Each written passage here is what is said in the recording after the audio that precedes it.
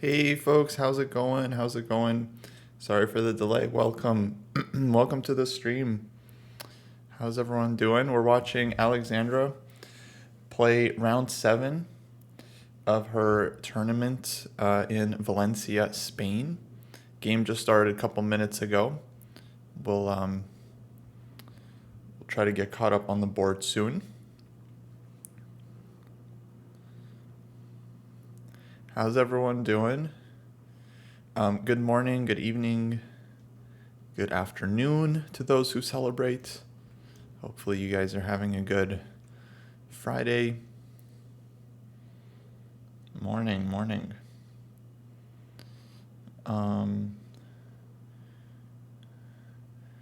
Grandmaster Igor? I don't know Grandmaster Igor Yannick. I don't know who that is actually. I apologize. I haven't heard the name. Unless that's a joke. It's too early. It's too early for the jokes for me. It's a little bit too early. 1 a.m. Nice. Shout out to 1 a.m.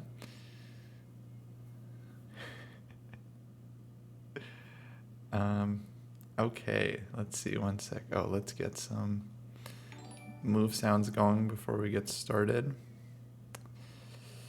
Thanks for following.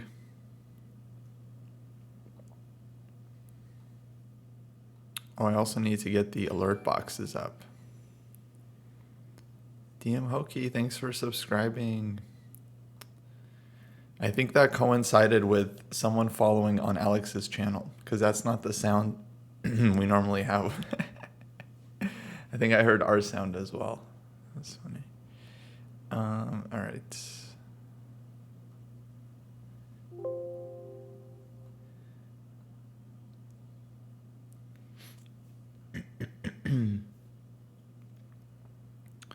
Oh, third table, gray shirt on the left.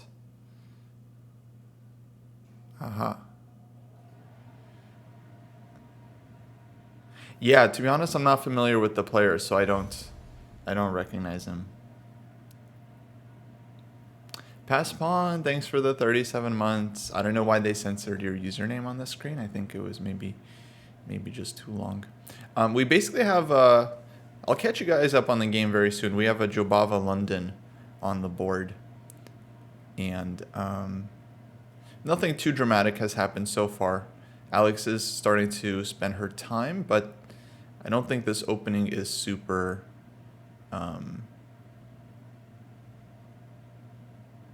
super dangerous just yet. But we'll catch up on the board very soon.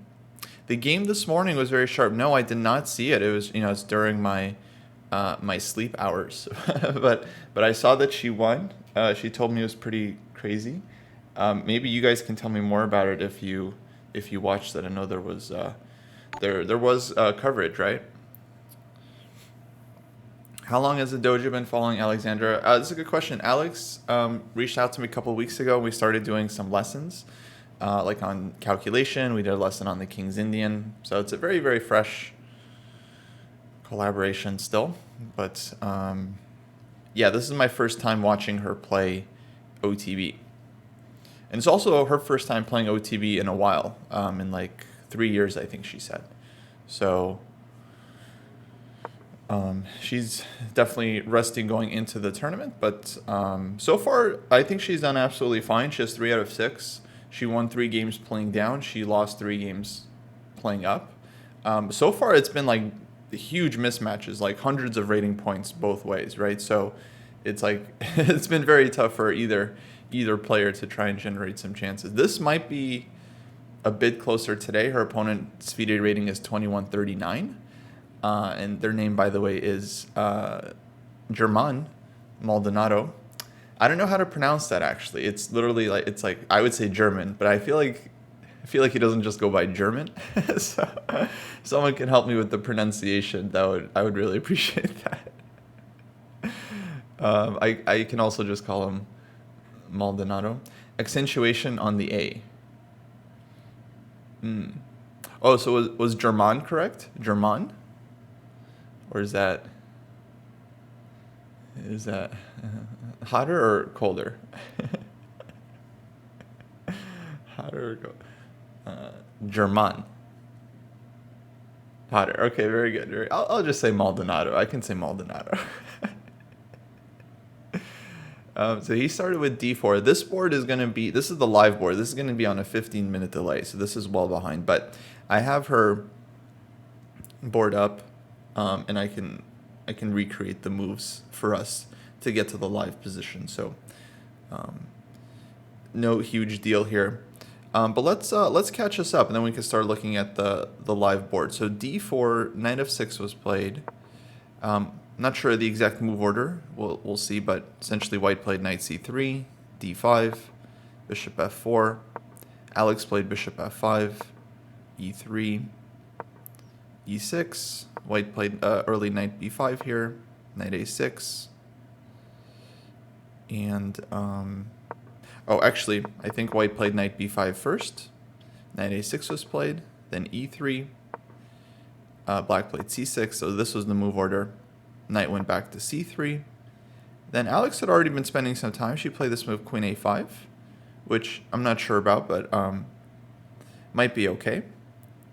And then I think white played f3, and now she's gone e6. So she's definitely spent some time. Based on the clocks, she's already down to 1 hour and 19 minutes. I'm not sure exactly where she spent this time. Let's say up until this moment, like bishop f4, bishop f5, probably she already knew this. Unless she spent her time here. I'm not sure, but e3, c6, or sorry, not e3, knight b5. Knight a6 is, of course, automatic here. It's kind of just the only way to defend the c7 pawn. And so very, very typical move. I doubt she spent a lot of time on this one. e3, c6 also is quite natural. Knight c3, and then queen a5, maybe she started spending some time around here. OscarChess says she was late to the game. I don't think so, Oscar. I don't think so, because I was we were setting up the stream just before, and she was definitely at the board like several minutes before the game, so I don't think she could have been late. She was definitely there.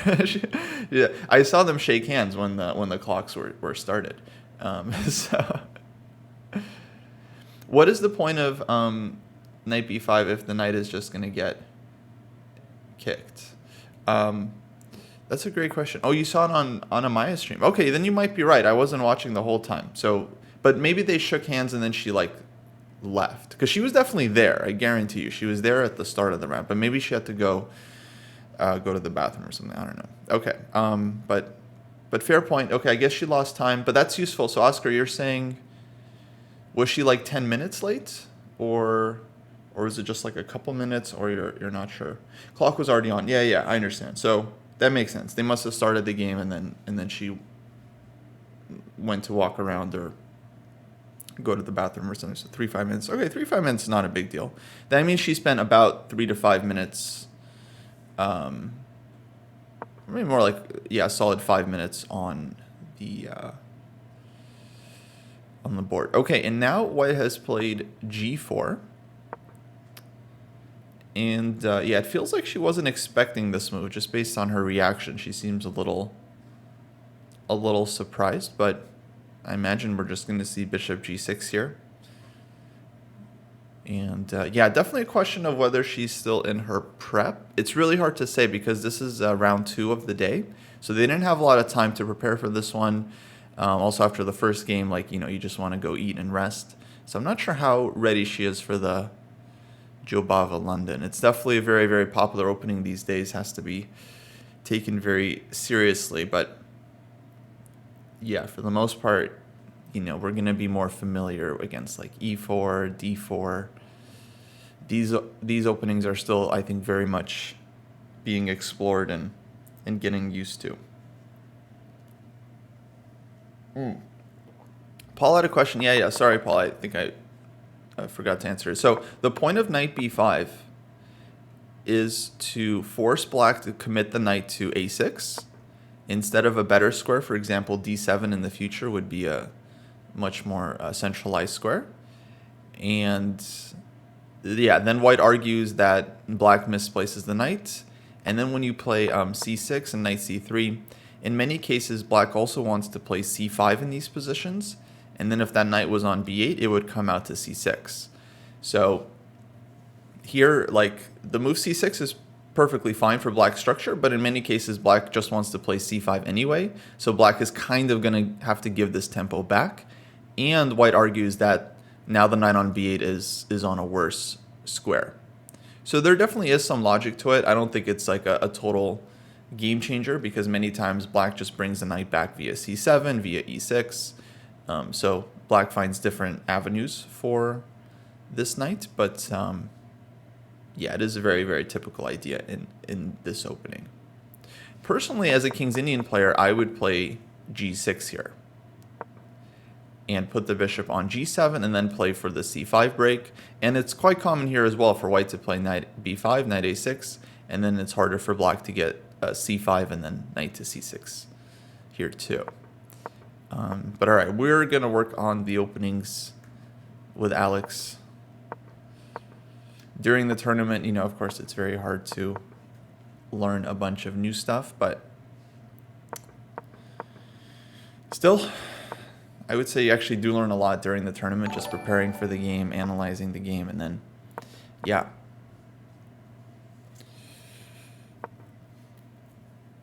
Getting a lot of motivation from the tournament afterwards.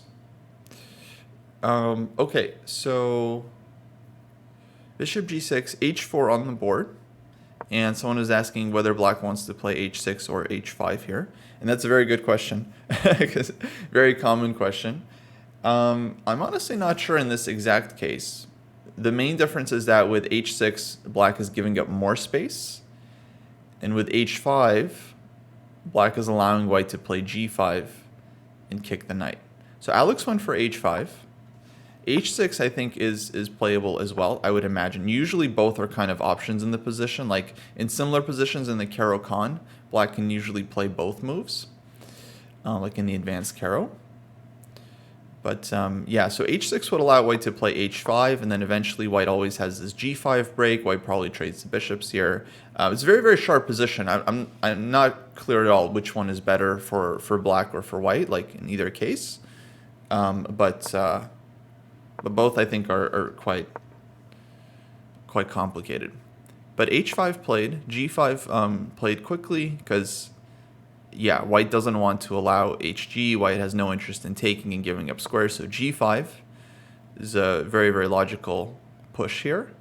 And Alex went back knight d7, which seems pretty reasonable to me. A lot of times the knight does go back to g8 and then e7 and then f5, because the f5 square is quite a nice square for black's knight, but I think that's mainly because the other knight is maybe on d7, and so this square isn't an option. So knight d7 to me looks a lot more logical. You can support c5 breaks, you can even support some e5 breaks.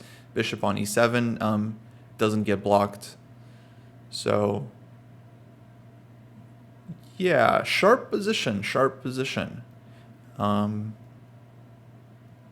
think evaluation still remains to be seen based on how the rest of the opening plays out, because they're still basically like I don't know what I would call this, like mid-opening stage.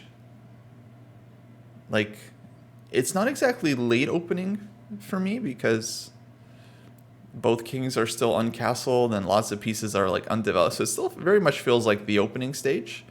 So yeah, evaluation on this one remains to be seen.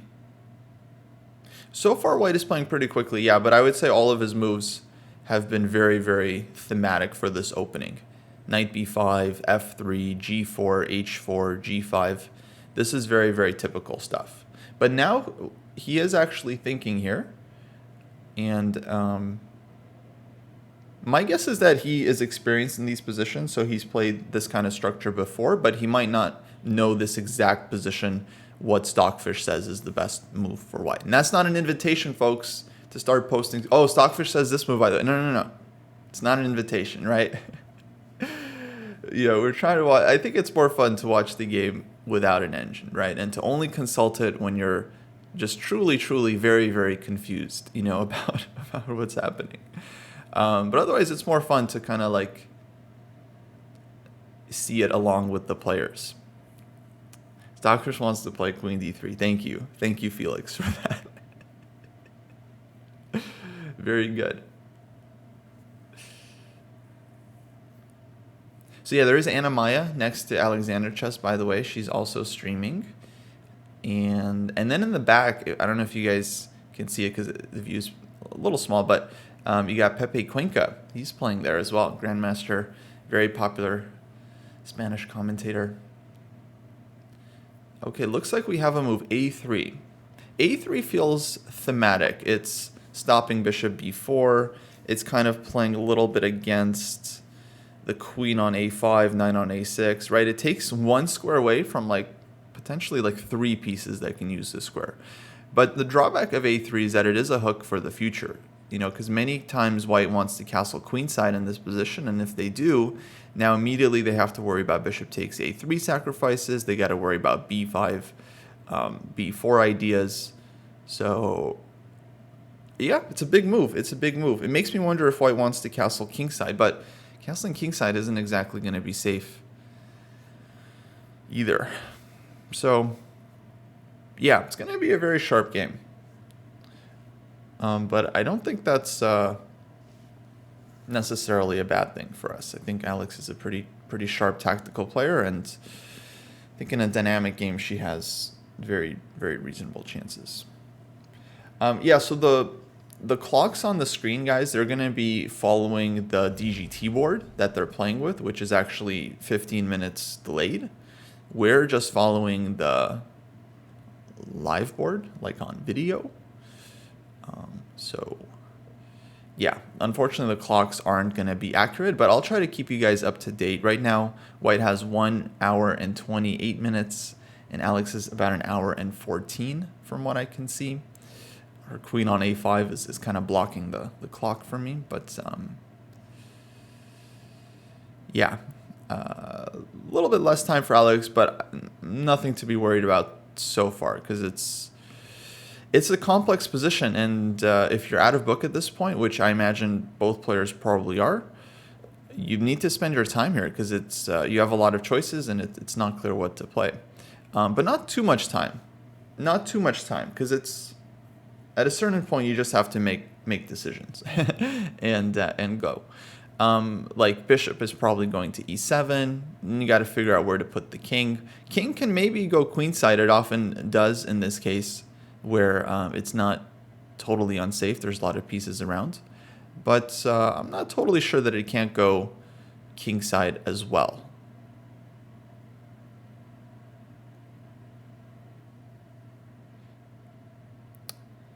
So yeah, but white's very likely going to play bishop d3, challenge these bishops at some point, or perhaps try to bring the knight to h3. That's another very typical plan for these positions. The bishop drops back, knight comes to f4, and then hits the bishop on g6.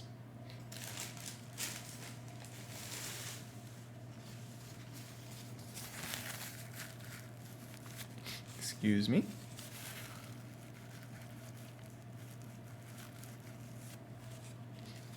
Is it obvious to me which way white should castle? Not really. No, it's not obvious. But I'm not a big Jobava London expert. I've never played this exact structure from either side. So I think I did play Jobava London once in Reykjavik Open against expert level player, like pretty decent player. But I just wanted to try something new, and he seemed like he had like a very solid repertoire, so I just wanted to kind of try something tricky. And yeah, I regretted it the whole game. I think I was worse out of the opening, worse in the middle game, and I ended up winning, in like the complicated, move 30 to 40 situation. But yeah, the whole time I was like, man, this opening it's not working. It's not working. But of course, the first time you play any opening, it's rarely going to make perfect sense to you, right? Any kind of new structure, unfamiliar structure, it's always going to be hard to play. That's why it's like, yeah, it's always, I think, a little misguided when people are like, oh, what's the best opening? What opening should I play? Like, it really doesn't matter like which opening you end up choosing. What matters is like getting enough experience in it so that you feel comfortable, you can handle the different situations that arise. You know, it's like, it's not the weapon you use, it's how you use it, right? It's how you use it. Yeah, the Jubava London in the hands of one player, it's like a very different opening than the hands of another. So yeah, understanding the plans and the ideas, indeed, very, very important. Is c5 good for black? c5 is definitely a very thematic move. So it is a move you're always, I think, should be considering in this kind of position because it allows you to fight for the center. In this exact moment, it's hard to say. It does feel like black is a little bit underdeveloped. Like, I'd rather figure out if I'm castling kingside first, you know, and then c5, I know I can go rook c8, but I don't know, maybe this is a position where you can also just play with your king in the center. But c5, yeah, you would worry about like knight b5 coming back. Not right away, because I'm pretty sure this move is illegal. Yeah, okay, that's good to confirm. The knight is pinned, but eventually, yeah, you might get hit with some knight b5, you know, and then that would not be great. But I don't know. I don't see anything so wrong with the move straight away. Yeah, that's why Alex is thinking. In fact, it does look like she's kind of staring at the queen side. So I wonder if she's considering this move. Maybe this move also, like b5, b4, could be a thing at some point. But I don't know, maybe you'd want to wait for queen d2. No, c5 played, c5 played. Chat called it. c5 on the board. And yeah, I don't really see a huge drawback to this one right away. Knight is pinned. If white goes queen d2 to unpin the knight and play knight b5, well then white's trading queens, and that's going to be not super scary for black anyway. So, okay, c5 on the board, and we'll see how German considers his options. Oh, let me add the alert box. Hold on, one sec.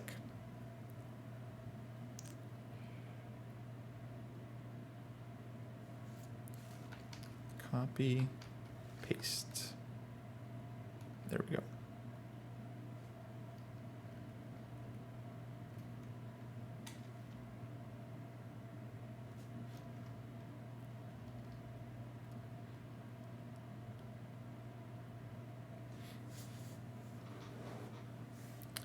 Okay, so c5 on the board.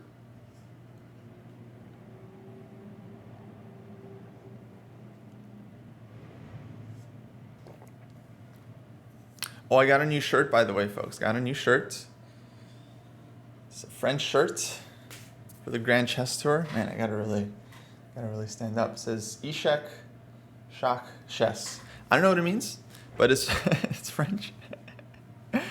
And yeah, we were celebrating the 15th. We were celebrating a lot of things actually yesterday. Yesterday was International Chess Day, and it was also the 15th anniversary celebration of the St. Louis Chess Club, which was a lot of fun.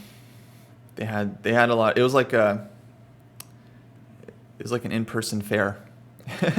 It was great. They had face painting. I got my face painted. I think it's gone now. I washed it off, but I got a big black rook on the side of my face. And there was ice cream, and there was duck chess. I got a duck as well. There was a lot of duck chess. And there's piece painting as well. I got to paint a little chess piece, so that was cool too.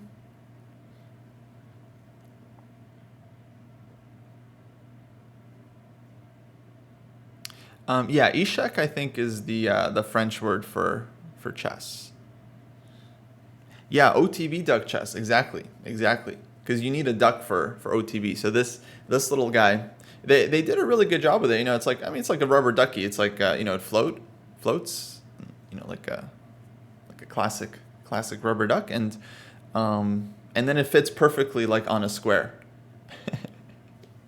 But yeah, FIDE is a French acronym, right? Fédération Internationale des Échecs.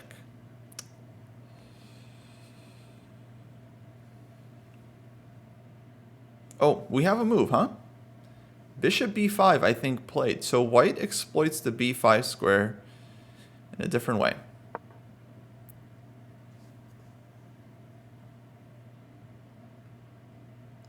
And this move is somewhat annoying because black now has to think about bishop takes d7, king takes d7, which may not be such a big deal, but at least it's always on our mind.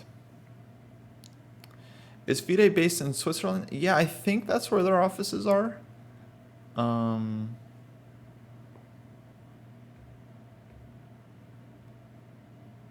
But I forget where. Geneva? Lucerne? Is Lucerne a city? Let me ask the original AI, aka Google. Where FIDE office? Lausanne, Switzerland. Ah, that's the French-speaking part. That's right. Switzerland's very close to France. I've been to Switzerland. I've been to France a couple times, and I've been to Switzerland once. And it was I've been to Basel, which was very nice. Really enjoyed it. Very nice food and chocolate and everything. It was very pretty. And then yeah, that's very close to France, I think. President Arkady Dvorkovich.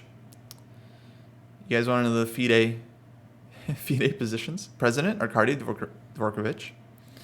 Deputy President Vishy Anand. And wait, where's the rest? They showed me 2 and now I don't see the rest. Oh, that's it. That's it.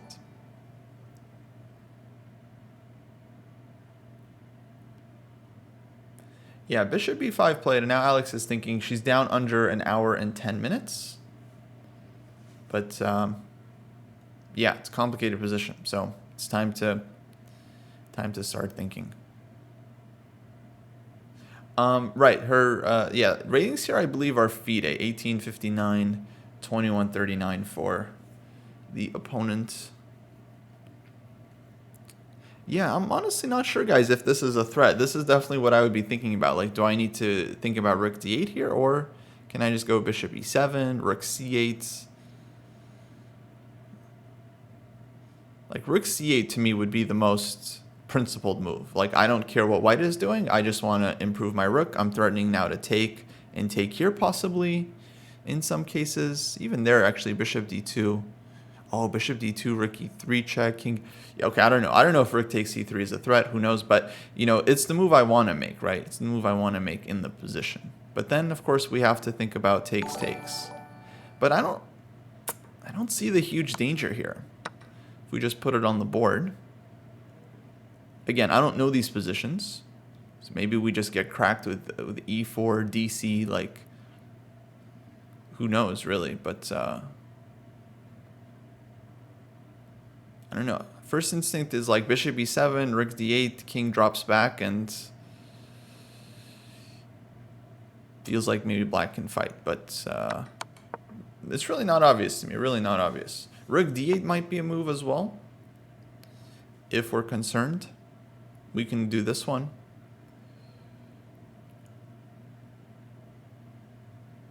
And I'd wonder what the plan is for white from here, because we want to go bishop e7, castles, and just say so what. Feels like now that white played bishop b5, they really are trying to bring that knight to f4 eventually, but black will have time to deal with that. If white takes on c5, is there any b4 fork? Yeah, that's a good question. I was hoping no. I was hoping no, but it's not so. Yeah, it's not so clear. Let's say rook c8 takes.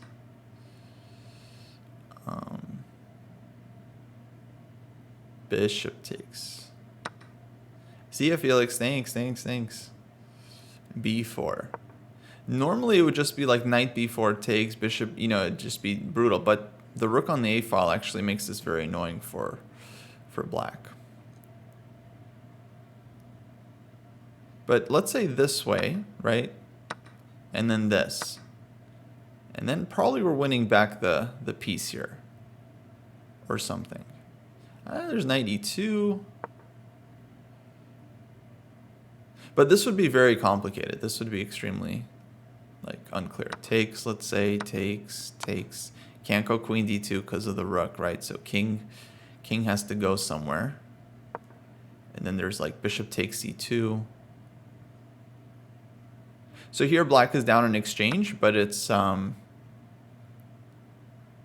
3 pawns, so black is not even down material. But the position is extremely complicated regardless. So it's not really about if we have enough pawns or not. It's really just about like whose king is gonna get out and whose pieces. Because if white's king gets safe and the rooks come to the c file, like it's black that's gonna be dead lost, right? So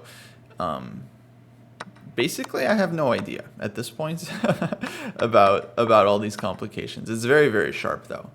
I intuitively felt like I thought black should be okay there, but it is something to consider. It's not immediately obvious either way.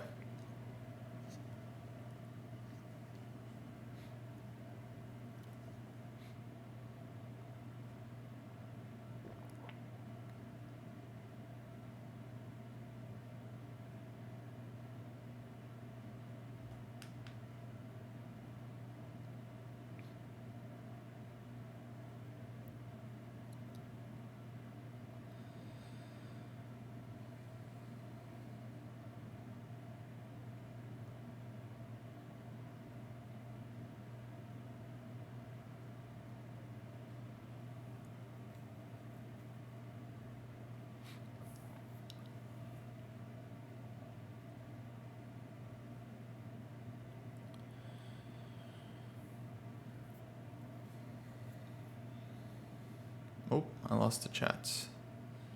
There we go.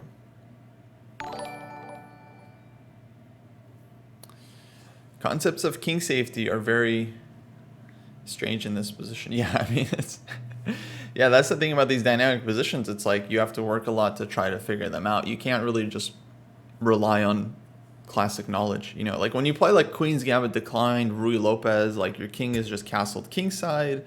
Both kings are safe, you know, nothing crazy happens, right? In this position, one mistake, you know, and that's it. And I think we will see some serious swings. You generally do in these kinds of situations, unless one side just completely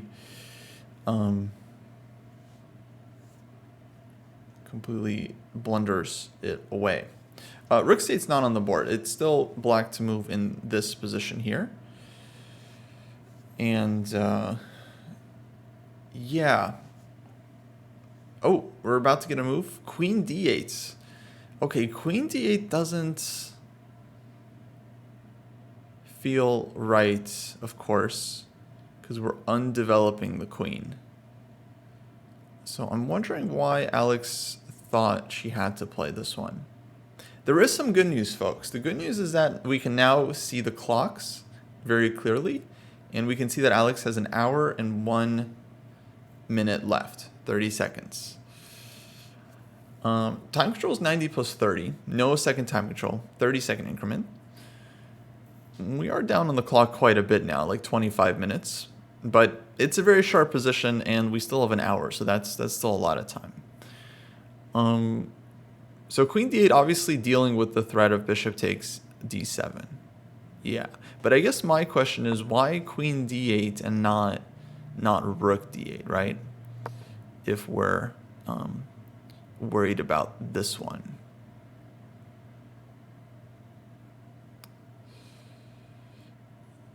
Yeah, not sure. Maybe if we analyze this game later, that'll definitely be an important question for after the tournament. But yeah, queen d8. The thing is, this is how little I know about these positions. It's still not clear to me that like, oh, white's better now. I mean, of course, I don't think this is the right move. And either this isn't the right move here or queen a5 was incorrect earlier, right? Like one of those moves must have been bad because it's very rare that you develop a piece and then undevelop it, right? It's as if we lost 2 full moves. So it's really unlikely black gained anything good from this, right? But I honestly don't know whether queen a5 originally was kind of dubious, like the queen should have never been on a5 in the first place, or if queen d8 now is an incorrect move. My gut feeling is that queen a5 earlier was fine, and then queen d8 here was unnecessary.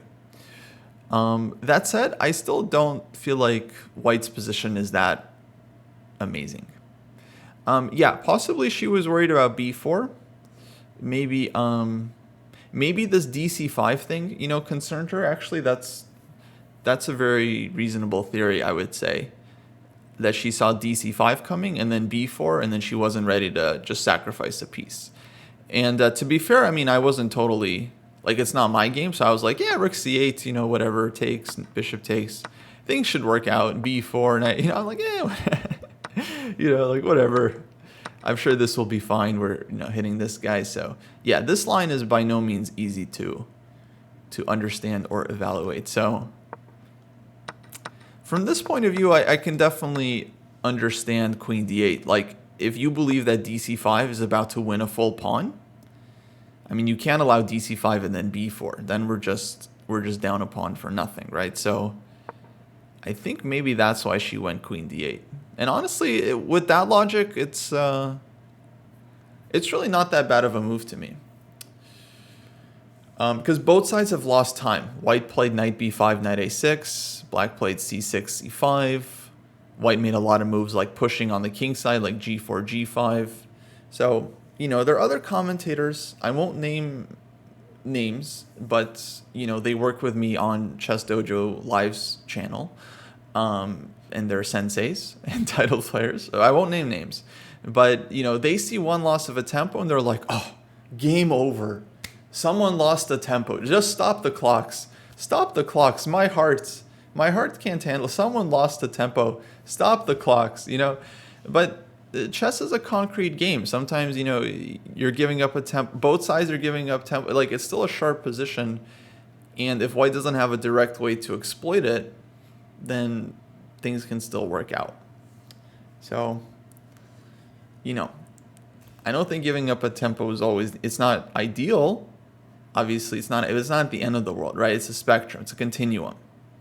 It's a continuum. In closed positions, it matters less. In open positions, it matters a lot more, right? Right? So it always kind of depends on the situation. It's not, oh, you lost the tempo. End of conversation. Okay. Well, white's at play. He's spending time here, so that's good. So, let's see, it is morning time, so I still have my breakfast to get to, guys.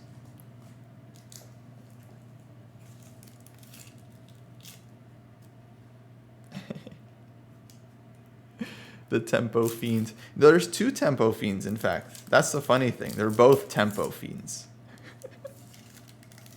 They're both obsessed with it. Tempos are important, but, you know.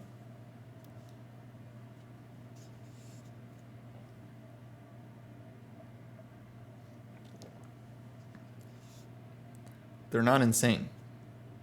Does anyone know the price of one tempo?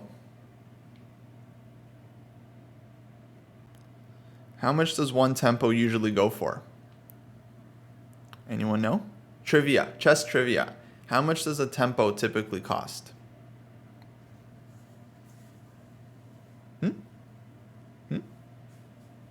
Anyone know?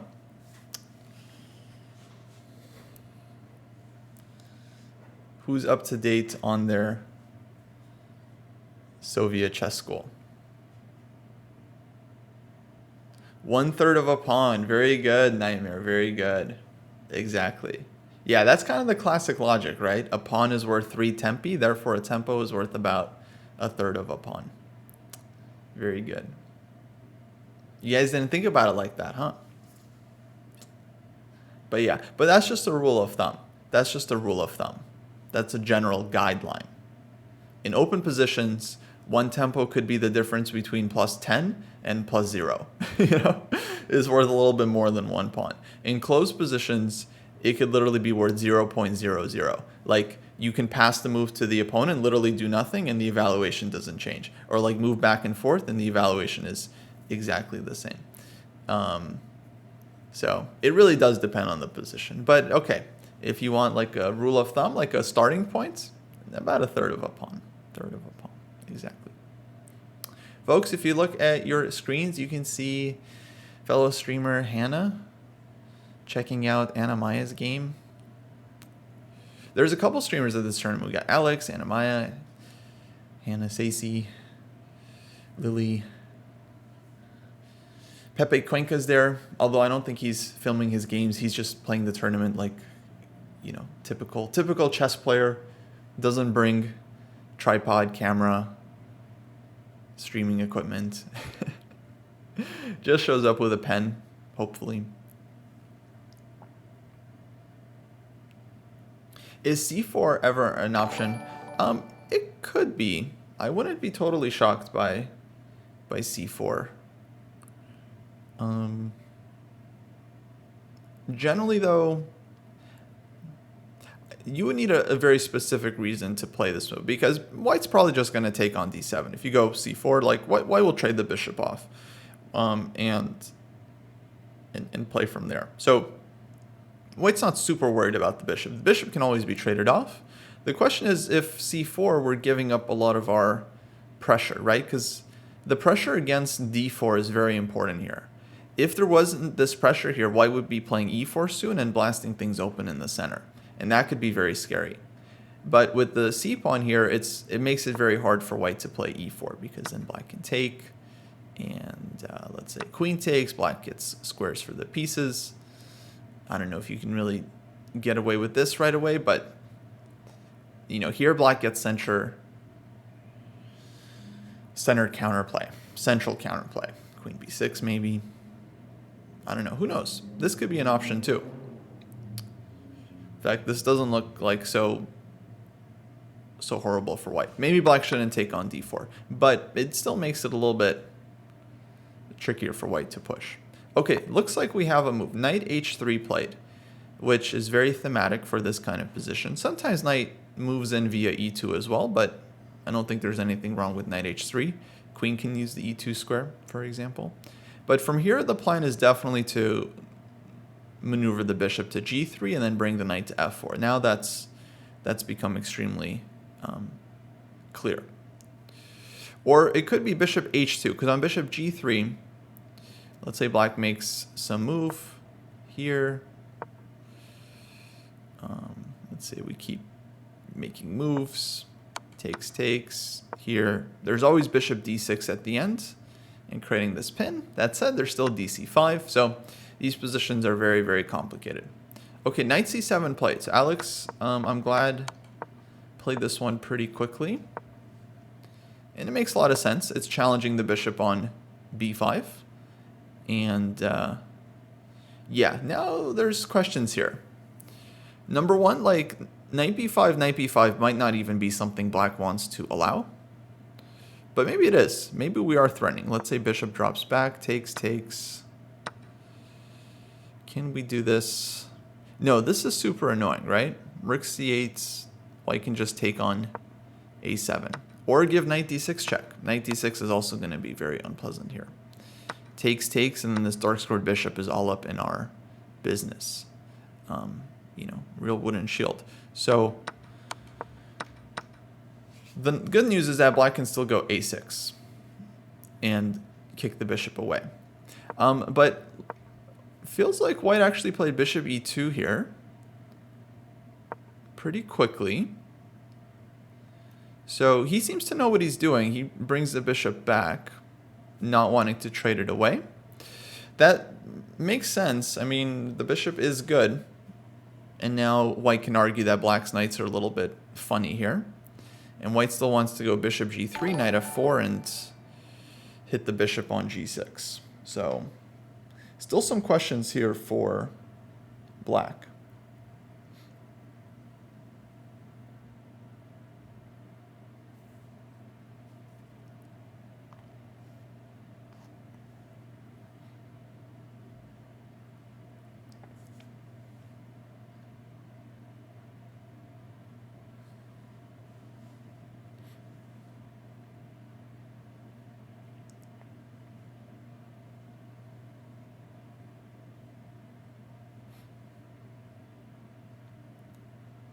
The knights are impersonating pawns. Yeah, a little bit.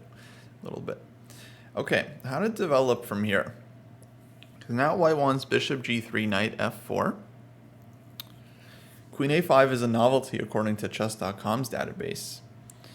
Yeah, queen a5 probably, maybe not the best move there. Oh yeah, that's a good point, Andy. That's a good point. Yeah, had white played this one, there would have been knight takes b5 takes, and then queen a5 check.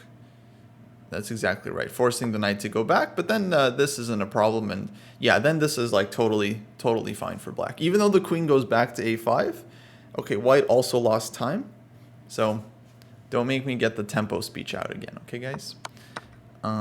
So yeah, so that's why white drops back. So this was definitely a very real positional threat, because then you win the bishop pair. You win the bishop pair, so that's pretty serious. So bishop e2.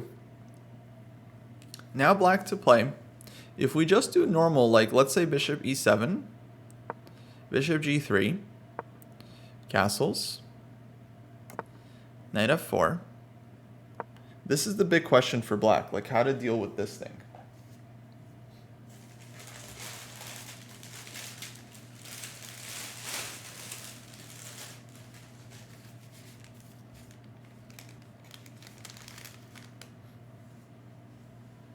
This is really not obvious. We would like to be able to play knight f8 in this position, but we can't, because then we'd be eating our own rook. Even if we could, we wouldn't want to. So yeah, and we definitely don't want to allow this, because that would be very weakening, very troublesome.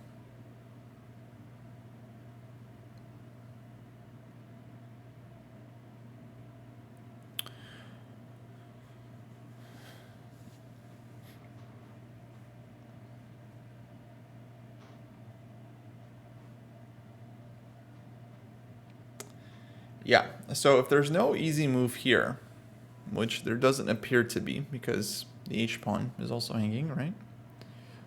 That means we can't just play normal moves, which is sad.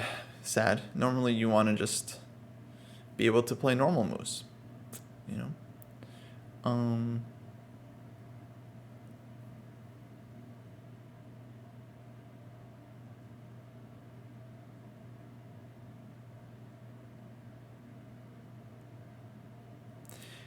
Yeah, we're gonna have to think about this one, how to develop.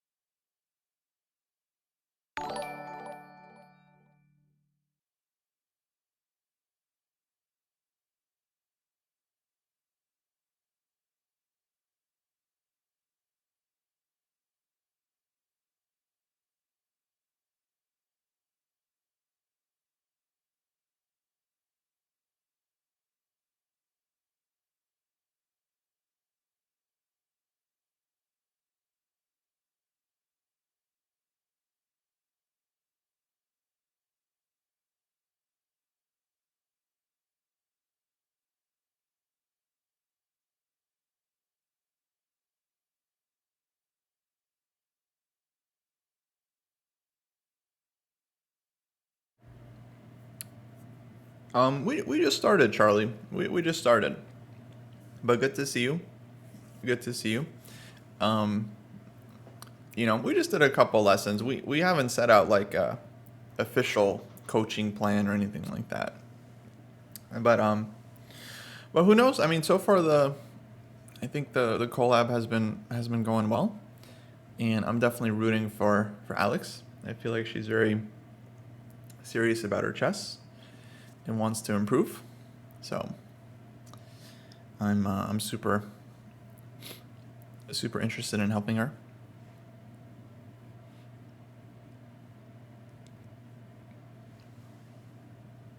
E5 I'm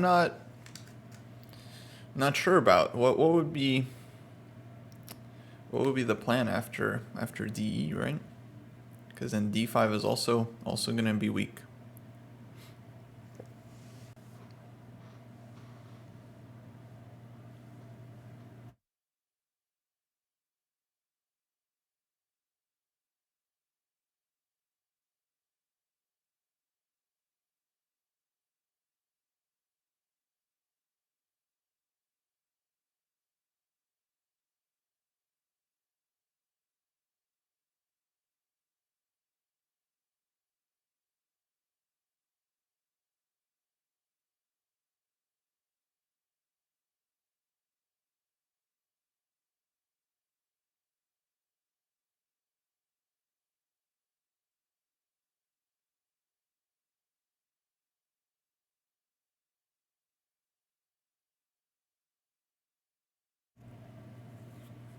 Okay, she took, yeah.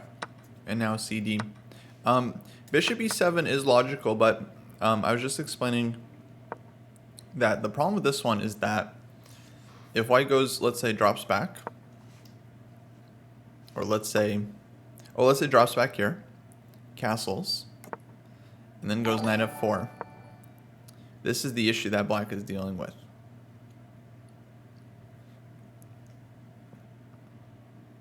This pressure here. So this is why Alex is not really super comfortable, because I think she kind of sees this coming and isn't sure what to do about it. So takes is played, which I think is fine. But yeah, we still have to deal with this threat. But there are ways. So for example, this could be a move, followed by g6. Let's say bishop goes somewhere. No, not there. Yeah, let's say bishop h2. Bishop takes h3. Alex wins. Let's go. GG. 0-1. Bishop g3. And then, because I'm putting the bishop on h2 because I'm trying to avoid bishop d6. And then, you always have g6 for, you could go g6 here. I'm not sure. This doesn't look terrible to me from black's point of view. I could be wrong, but it doesn't look horrible. Because like if knight f4, then bishop d6, and then we castle, and king is reasonably safe. I mean, bishop can defend the dark squares. Looks like she played a6. A6 is very slow here. And my concern is that I don't know what she's going to do about the knight f4. So if white drops back here, like bishop h2, or bishop e3. No, not if the bishop goes this way, then bishop d6. Black can start developing comfortably. But yeah, so if bishop goes back to h2, knight comes to f4. Maybe she can play it here, bishop f5, knight f4, g6 like this. This I think is playable. But I don't quite get the idea behind a6, because we need to figure out the king side first.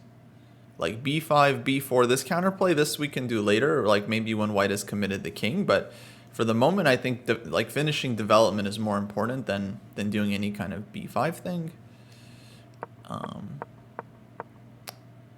So yeah, a6, having a hard time totally understanding here.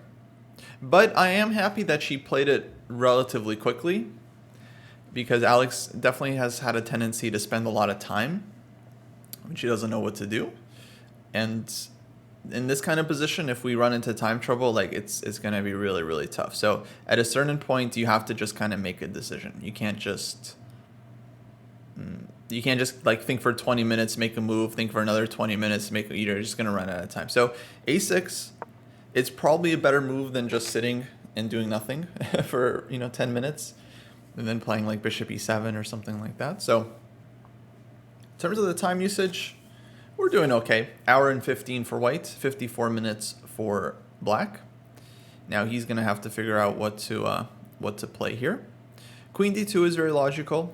I also feel like just posing the question, bishop h2, knight f4, like, because the knight on h3, of course, it wants to get back into the game. Maybe the intention for white was to play knight f2, bring the knight in this way. Personally, I'd be happy to see that, but yeah, I don't know. I'm kind of more concerned about this one, to be honest, but we'll see. I don't think it's really that. I don't think it's so dangerous for black just yet. Like bishop h2, I think we still have time for this, and g6. Like, to my eyes, I don't see how white kills this here. Against person of grandmaster status, I would certainly be a little bit nervous, but we're not exactly playing 2500 here. So I feel like the position should still be a big fight. It'd be really nice for black to transfer the knights to like d6 and c6. Like, if we could do that, then the knights would stand really well. Didn't realize how often people got up. Yeah, on OTB, people stand, because it's like you have 90 minutes on your clock. You're there for a couple hours, and you're sitting. Your posture's not always great. Your hips start to hurt. So yeah, it's helpful to get up and move around. In fact, I feel like I should do that more often during streams. Actually, maybe I will take a quick break, guys. We've been on for about an hour. Alex is up walking around. I feel like my hips could use it as well. Meanwhile, white is thinking. All right. We'll take a quick break, get up, stretch our legs, come back, continue the commentary. See you guys soon.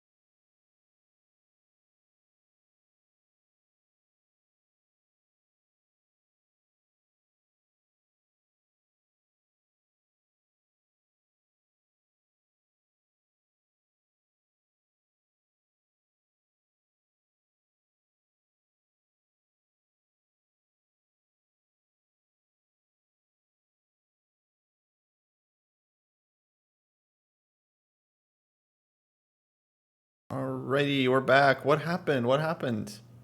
We have some moves, right? Bishops got traded. Okay. Knight f4 was played. So it was rook c8, knight f4. And then it was bishop f5, bishop d3, looks like. So Alex went here, and then white spends a tempo. Bishop d3.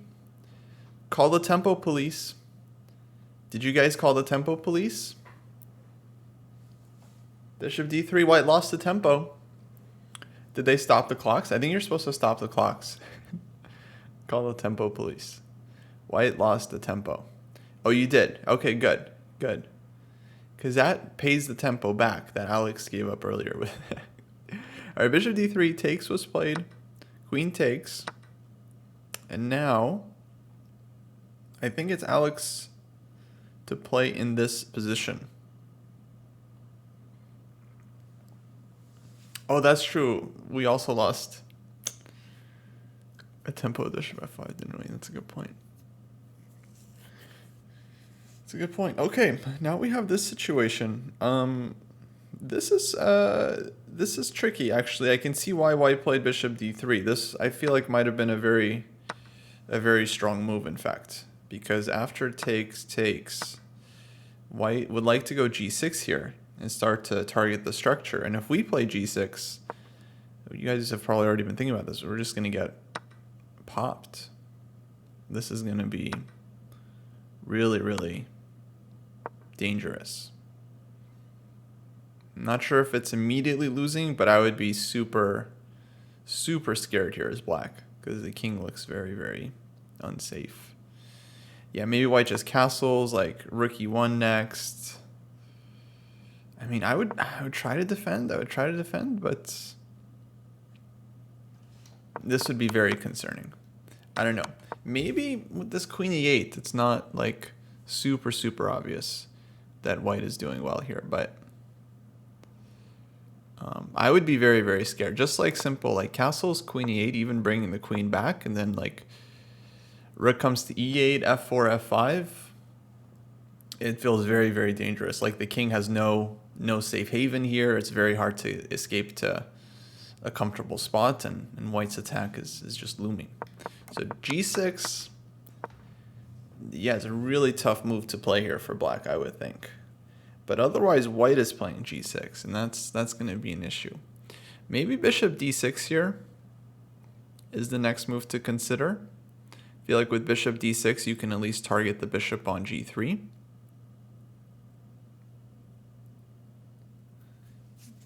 And then I don't know. Is f5 a thing? F5 is very weakening. You guys, is bishop d6, knight takes h5 a thing? You guys with your things, you know. You're like, is this a move? Tell me if this move is good or bad. It's like, I don't know, guys. I don't know. We have to analyze. F5 is very weakening, though, so maybe not. But if it was good, then it would be a good move to play. But yeah, bishop d6, knight takes h5 might be a concern. That's for sure. Yeah, that kind of refutes it. I think that's more than a thing. That's going to be a straight up refutation. That's just a pawn. So, yeah, bishop d6 is out.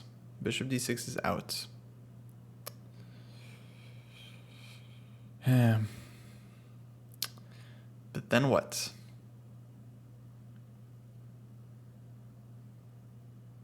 I guess bishop e7 is the next move. So that allows g6. Now black has to make some tough decisions. Maybe here. Yeah, unfortunately there was no queen g5. That would have been great. That would have been really nice. But yeah. Yeah, I don't know what to make of this, because now it'd be very hard to castle. We're losing the h5 pawn, and white can just castle queenside, start putting rooks on the e-file, and causing a lot of damage. So this is looking very scary. Somehow I feel like there should be a way to keep this playable. Maybe knight b6, followed by bishop d6 like this.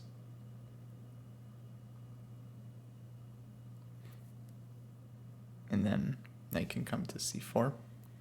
So if knight b6, g6, f6, castles, bishop d6,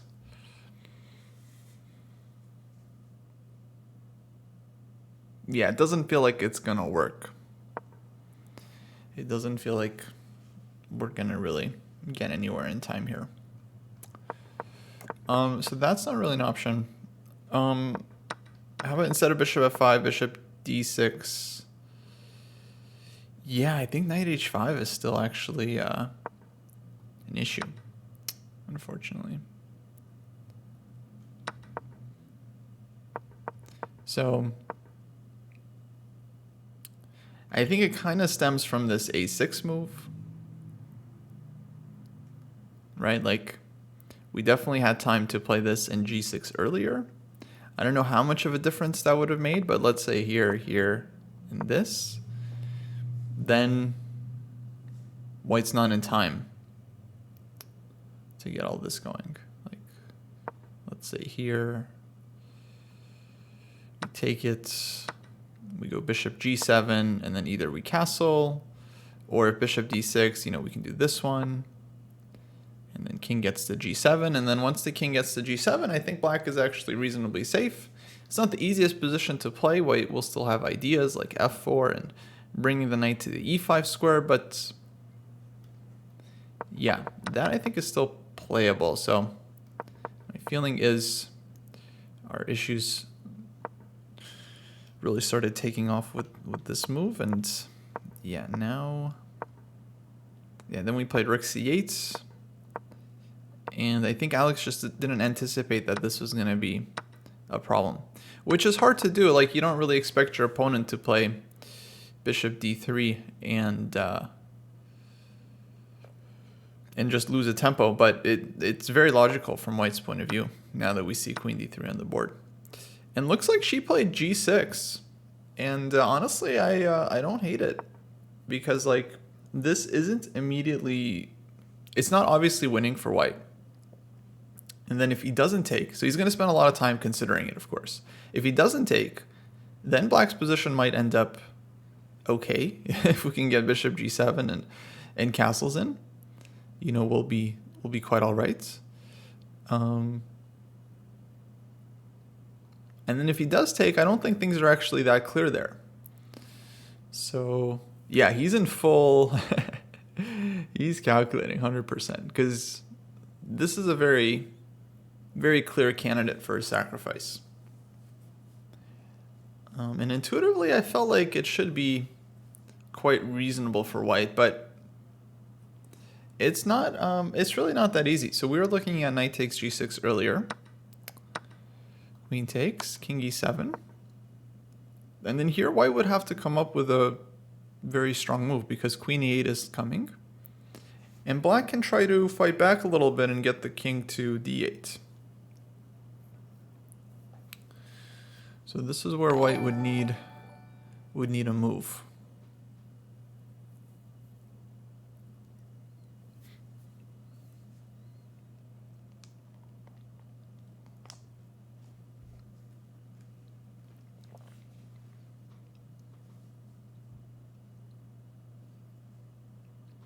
Yeah, from white's point of view, it's very principled to take on g6.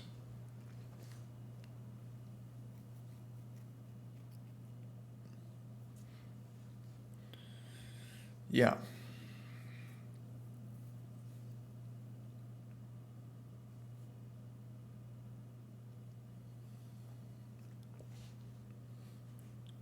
That said, yeah, let's say he castles. So Oscar's saying if castles and bishop g7, there's still going to be knight takes g6, which is very possible. Hey, we got a raid from Eric Rosen. Thank you, Eric. We're watching AlexandraChess play live here.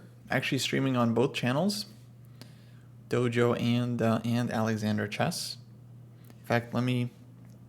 Oh, thanks for the shout out. Yeah. So she's playing round 7 of this tournament in Valencia. Eric's also at a tournament, right? Eric's in Biel, in Switzerland. We were just talking about Switzerland and how it's next to France. And we had some very intellectual discussions on that, on its location. Hopefully you're doing well. Oh, Eric lost today. I'm sorry to hear that. That's too bad. Well, best of luck for the rest. And yeah, this game is heating up. We have the live position here on the screen. And Alex, our hero, just played g6, kind of out of necessity, because otherwise White was going to play it. And now we're really wondering whether... actually, this is the live position here. White hasn't castled. We're wondering whether White is going to take on g6 right away, or castle first and then consider taking.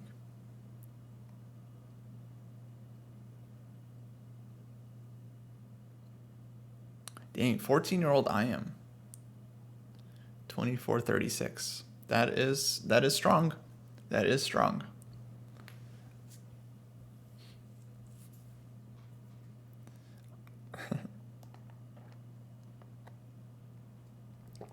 Yeah. So the DGT board, it's actually on a delay.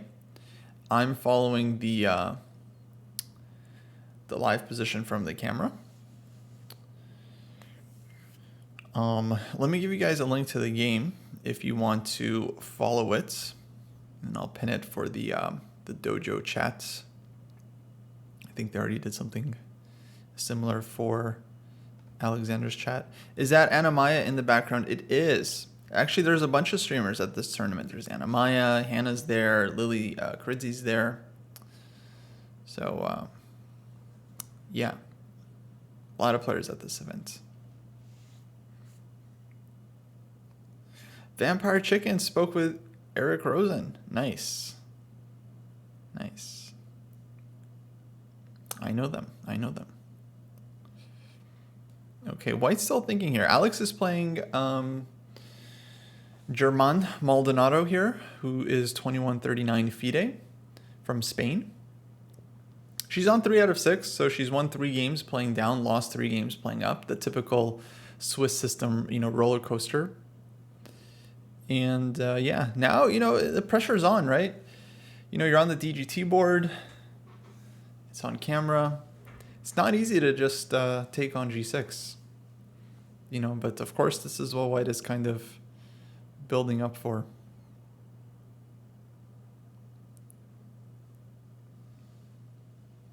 Time control is 90 plus 30 for these games. No second time control. So 90 minutes to start, 30-second increments. Right now, update you guys on the clocks. White has 1 hour and 3 minutes. It's his turn. Alex has 37 minutes, 50 seconds. So she's quite a bit down on the clock. But I don't really mind because her position has been pretty difficult. And when you have a tough position, it's better to spend time and not blunder versus playing quickly and blundering, right? So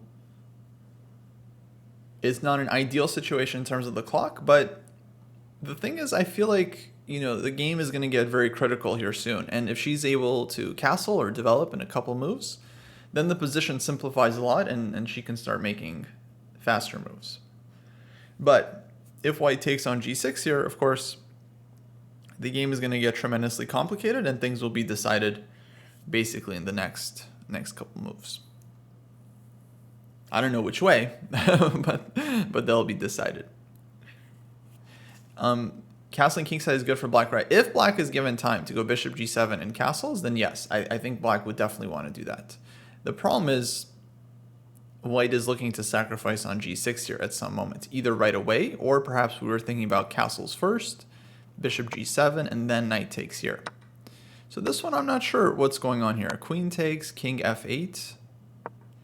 And I don't totally have a good evaluation for this position. There's bishop d6 check, but king will go to g8, queen will come to e8. So far, it's only 2 pawns for black. We do want to defend this guy, right?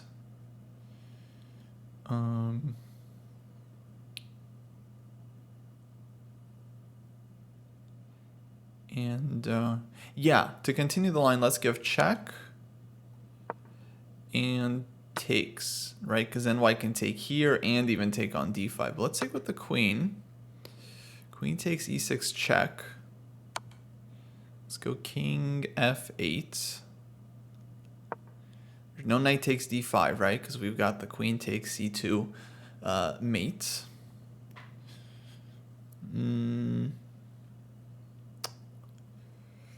There's queen takes d5. So that would be like 3 pawns for the piece. It's definitely a lot of pawns. Sorry, 4 pawns for the piece. I meant to say 4. I said 3. But my brain was like 4 pawns. That's a lot. 3 pawns is normal. 3 pawns, it's like it's going to be about equal, generally speaking. But 4 pawns, yeah, 4 pawns is a lot. And the king is weak, of course. The king is still weak. So yeah, I definitely think white is better here. I don't think it'd be completely losing, but I do think white is better. But right now we have, none of this has happened yet, right? We're just analyzing, Right now we have this position. So it's queen d3 and then g6. Oh, sorry, bishop is on g3, not h2.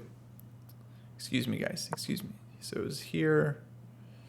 Rook c8, knight f4, here,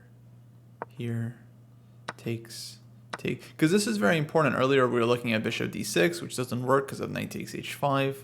So g6. So this is the position. And now, yeah, white is thinking about either taking or castling somewhere. And playing from there. You could also castle kingside here. Like, I don't think kingside castling is bad. Because here the rooks also get in. White's king, I think, is reasonably safe. And white can still think about castling and then... or taking on... White's already castled. White can think about taking on g6 and pushing, like, the f-pawn. So...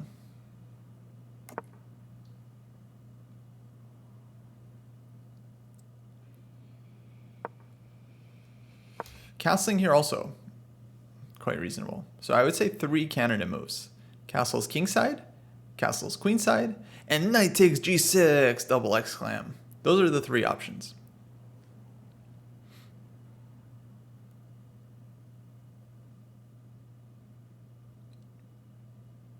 Oh, we have a move. King f2. King f2. A 4th option enters the arena, folks. King f2. It's probably fine. A little unnecessary. Because king is going to g2 most likely. King looks safe there. But if you had just castled, the king can still go to g2 and you get your rook like ready to push the f-pawn.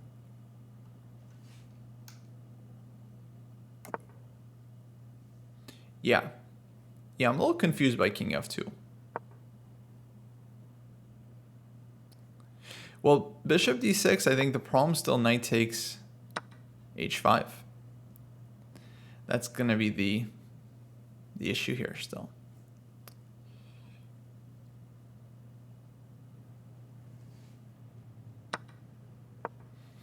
Or maybe castles bishop d6. Fair enough. But knight takes g6, right?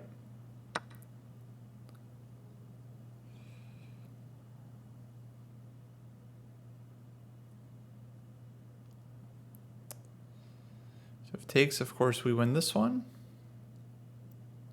Or knight e6 actually is simpler. Knight takes e6 is simpler. Because then there's not even a bishop takes g3 here. Yeah, this would be a lot easier for white. So no, there's still no bishop d6. So I think white could have castled. Or queenside castled. Or, I mean, yeah, this was definitely a reasonable option. King f2 I wasn't expecting. I don't know if it's on this, probably not bad, but yeah, I just wasn't expecting it.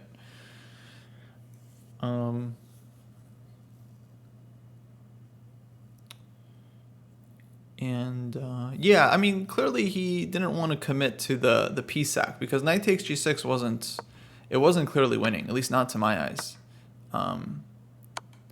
Because a lot of players would go for this, like sack and then castle, and then just play. You know, rook e1, f4, rook f1, f5. So this was very reasonable, but this isn't like a clear situation here. Like I had a tough time evaluating this one. Like there's queen e8, for example. And then, yeah. Well, it's just concrete position. It's a concrete position, right? So it's not really a matter of evaluating things. White clearly has a strong attack, but whether it's a winning attack, unclear attack, black is slightly better if they find the best moves. That's still just a very concrete question. I would imagine this is why, again, I don't know the evaluation here, and I'm not asking for it, folks. I'm not asking for it. This is an engine-free commentary, right? We're looking at the position with our human eyes so we can kind of get a better feeling for what the players are actually going through, and it's also just kind of more interesting this way. Yeah, so queen e8 I think is likely the move that white was concerned about in this kind of variation, because he was spending quite a bit of time calculating. He was clearly analyzing this, and if you don't see what to do here as white, then that's going to be a concern, because it feels like, okay, we lose time, we have to pull our queen back. Is there even another move other than queen d3 here? Right? It doesn't seem to be. And then black can at least get king d8 and so on. Yeah, so that's why this was not exactly an obvious sack. I would definitely go for this if, let's say, this move did not exist. If black had to play anything else, then I would think, yeah, it looks very promising for white. Like, it's just so many ideas. So many ideas.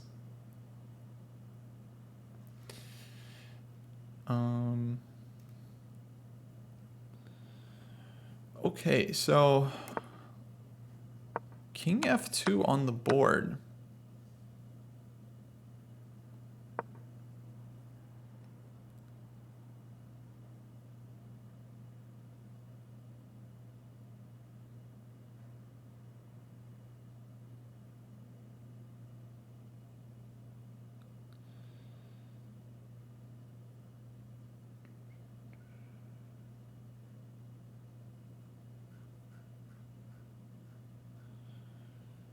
Now Alex is spending time, 32 minutes.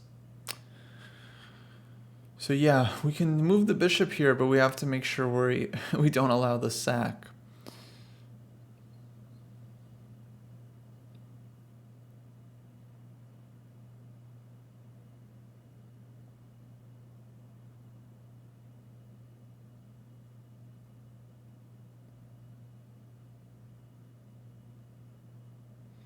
Yeah, tough position. Tough position. So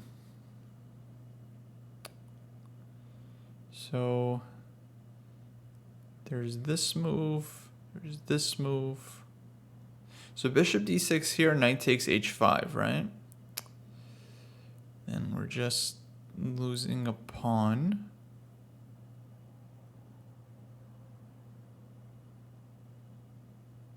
But maybe, you know, that might be the best we can do, right? Like, let's, you know, Let's keep that in mind. Let's not discard it. Let's just keep that in mind. So this one loses a pawn. Sometimes you're like analyzing a position. The first move you look at loses a pawn. So you're like, okay, I can't play that.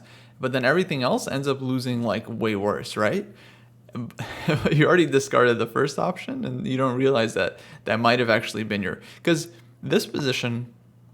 Just hear me out, guys. Just hear me out. This position here, we're down a pawn.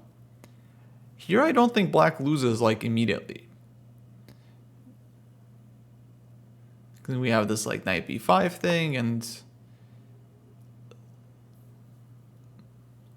like this is an extra pawn for white, but it's not like just the immediately resignable position. So it's something to keep in mind. These bishop moves, I would definitely be concerned about getting sacked on. Oh, bishop d6 played. Bishop d6 played. Interesting.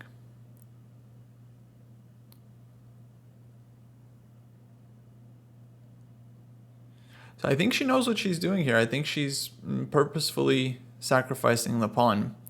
But I think she's very concerned because otherwise, like, if you play here, for example, yeah, let's say white takes. This is definitely what I would still be very concerned about. And then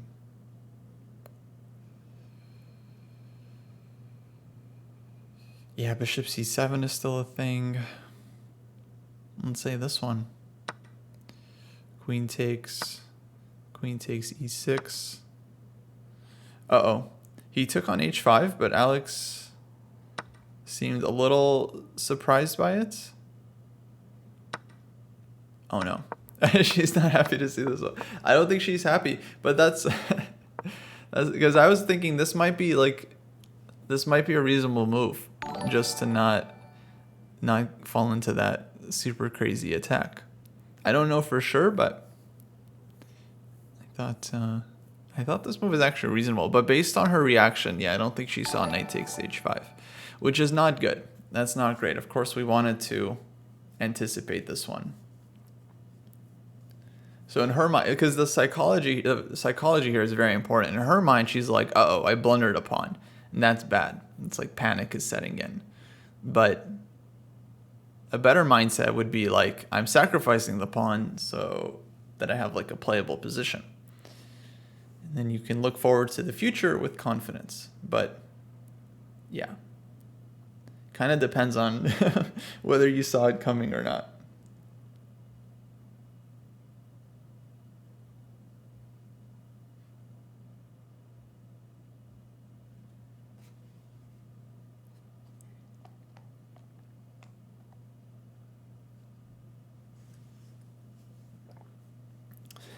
Yeah, you have to take on g3 here. Rook h5, bishop d6. White's dark square bishop is just very, very strong. And I'd be very nervous about this. So, yeah, that also leads me to believe she missed it, because if she had seen it, or she had expected this coming, then, you know, she would have had her answer ready here and just played bishop takes g3.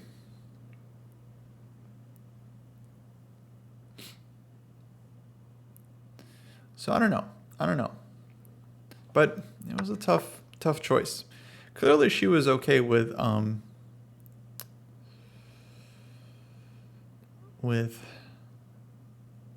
getting sacked on earlier, but yeah, here definitely was concerned about all these moves.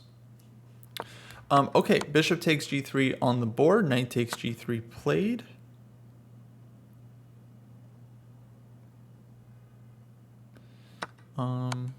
Yeah, and that other line, Aman, if takes in here, I don't think we get enough threats. Bishop here, and yeah, I think we're kind of out of it. Rook h8. Not bad as well. I was just trying to defend. But yeah, it doesn't work. It doesn't work. So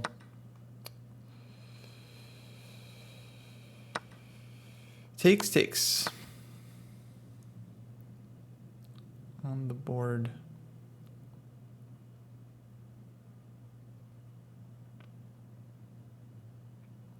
Now we need a move here for black. We need a move. I was thinking knight b5 earlier.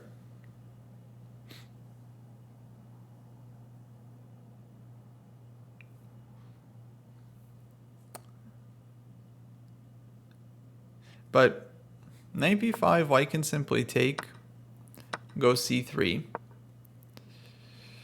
And yeah, we're still down a pawn, and we didn't really achieve a whole lot.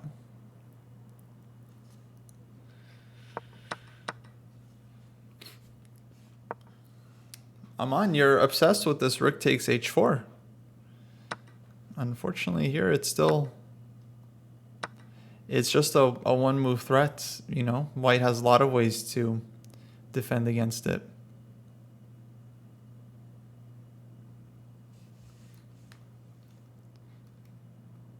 Yeah.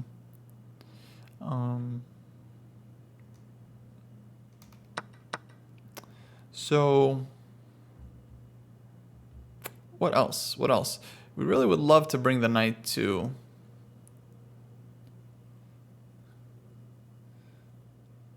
d6.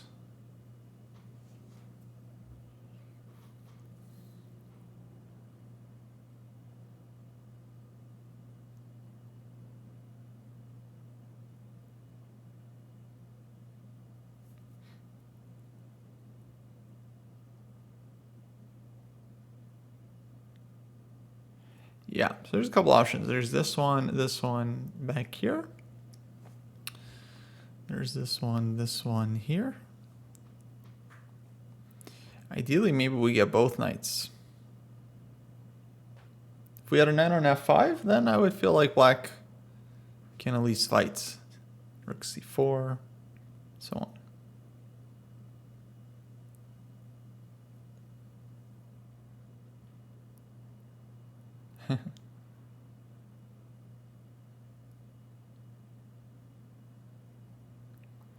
Yeah, it's a tough position, guys. It's a tough position.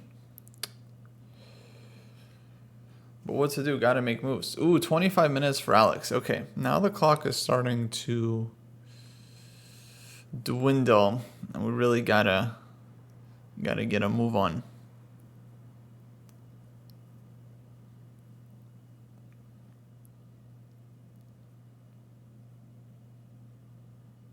Well, white's planning f4 and h5. That's kind of their idea.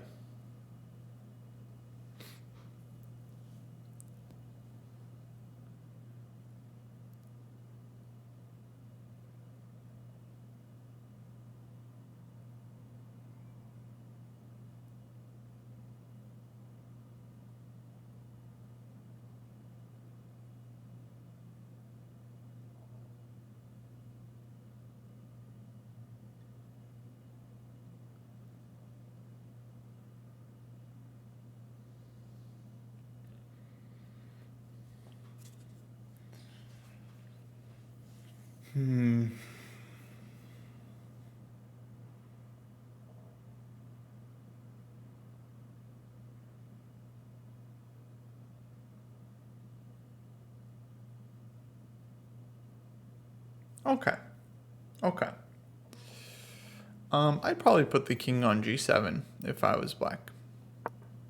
King f8. Put this guy here. Let's say h5. And then like queen e7.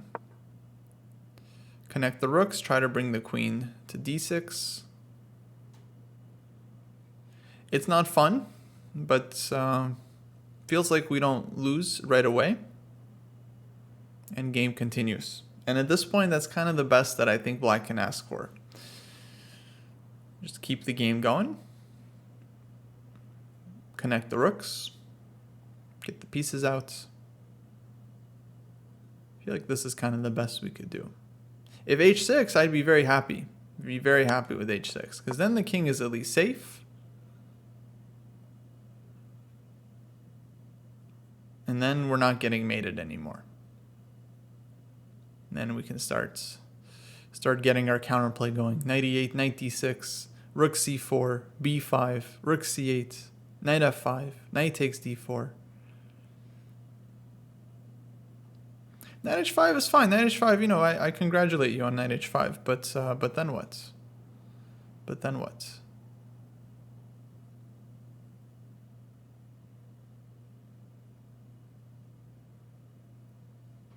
Guys, I'm not saying black's position is good. I feel like people are like analyzing. Like, I'm not saying black's position is good. I'm just trying to come up with the best that we can do given the situation. Let's be clear, okay? I'm not trying to say like, not trying to say black is better. Okay, but it's still a chess game. And, you know, if I was playing FIDE 2139, I certainly wouldn't be resigning here. I'd be playing king f8 and forcing them to win.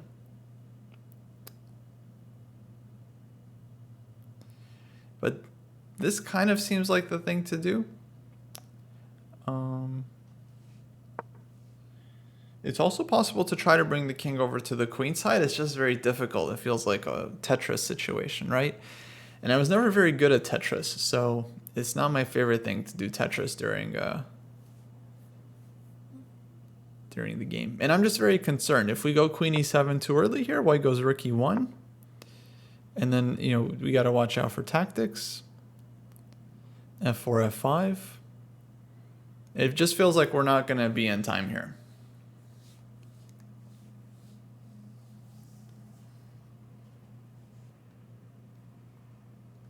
Yeah, so this is the live position here.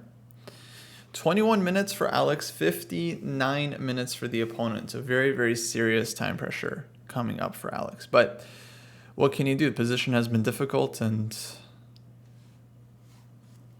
yeah, that's going to lead to time pressure. If you have a tough position, generally should be spending time to figure it out.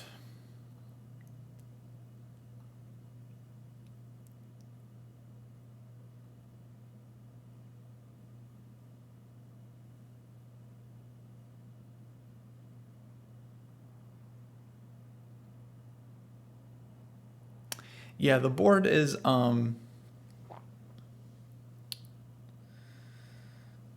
about 15 minutes behind, I think, on delay.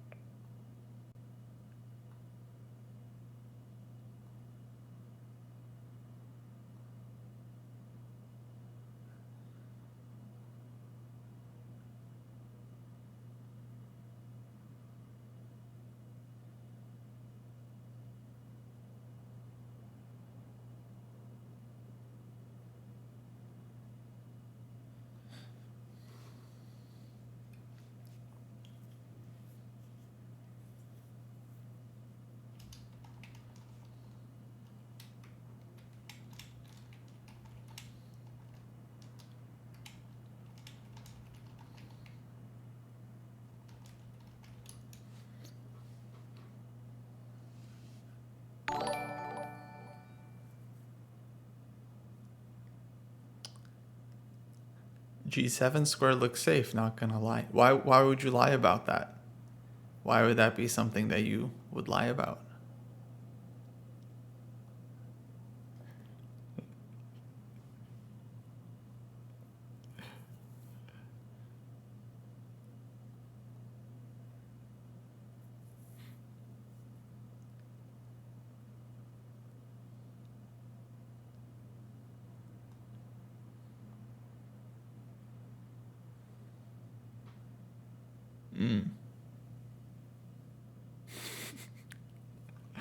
It's not on G3, not gonna lie.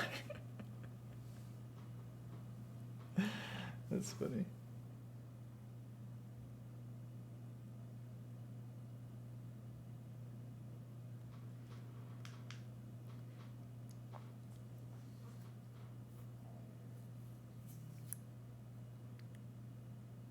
$18 here for Alex.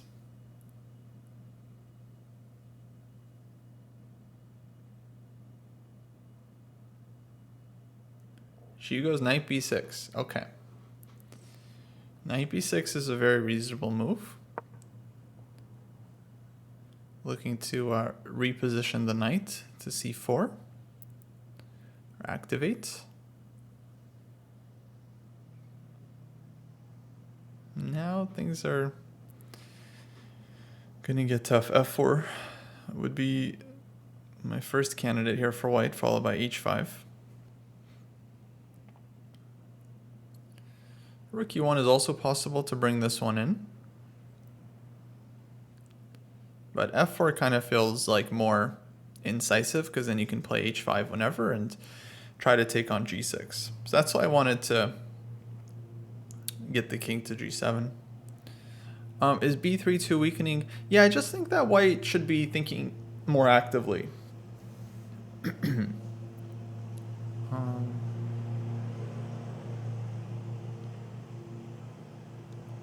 Like you could play b3, but when we're attacking here, the first instinct should be to like try to push forward. Of course, it's natural to be a little bit concerned about this one, but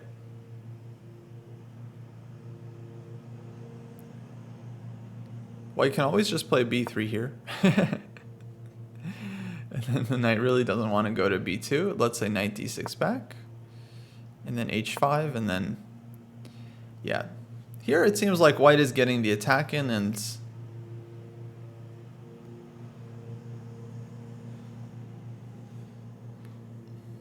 it's not clear if we had to play b3 earlier or not.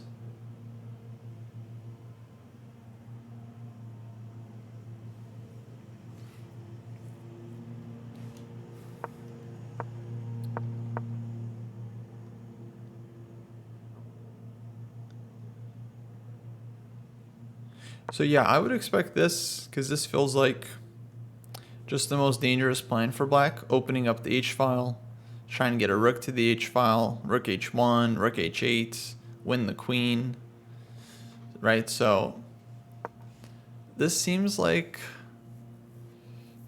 the plan. Knight d1's interesting. You can try to bring the knight here, because it does feel like white has time for this. And then knight f6 would be a pretty big problem. So yeah, I wouldn't be surprised at all if we saw knight d1 at some point.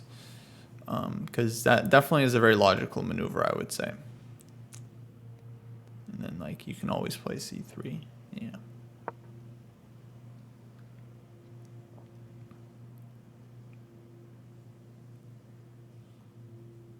But okay, a lot of options for white. That's kind of the one thing going for Alex, is that white has a lot of good options. So, you know, if he only had like one obvious good move, then he would just play it. But if he has several good moves, then at least he can spend some time. You know, the stress level starts going up. At a certain point, we might start hoping for a mistake. But yeah, still a long ways away from that. Okay, he's reaching. Okay, f4 played. So yeah, it does go for just the most direct plan. And yeah, now again, just defending this one so that way I can get h5 in. And what to do? I think Alex's idea was to go knight c4, but we'll see. If queen d6, that definitely forces white to deal with the threat. Probably queen goes somewhere, maybe queen f3. Yeah, I definitely think we should start with queen d6. Maybe just knight e2, actually. I think knight e2 could be quite reasonable, because we don't want to allow knight c4 with any kind of tempo. So I would expect this one, and then try to get h5 in next.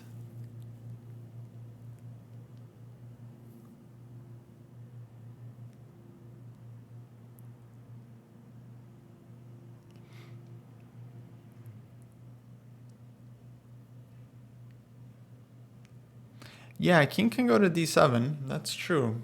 Let's say king d7. Okay, queen d6 on the board. So we're probably going to see something like this, actually. Probably going to see this. So queen d6 hitting the pawn. That makes sense to me. Maybe he'll go king e3, alpha 0 style. And then knight c4, and then black will be better. Let's hope for that. No promises, but let's hope for that. Okay, he's reaching. He's reaching. He already had a move in mind. King f3. Whoa. King f3. Okay. Okay. King f3 gives me some hope. King f3 gives me some hope.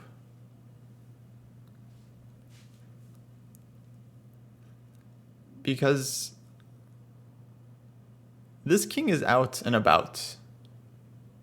I'm not saying our king is safe, but his king is kind of out and about.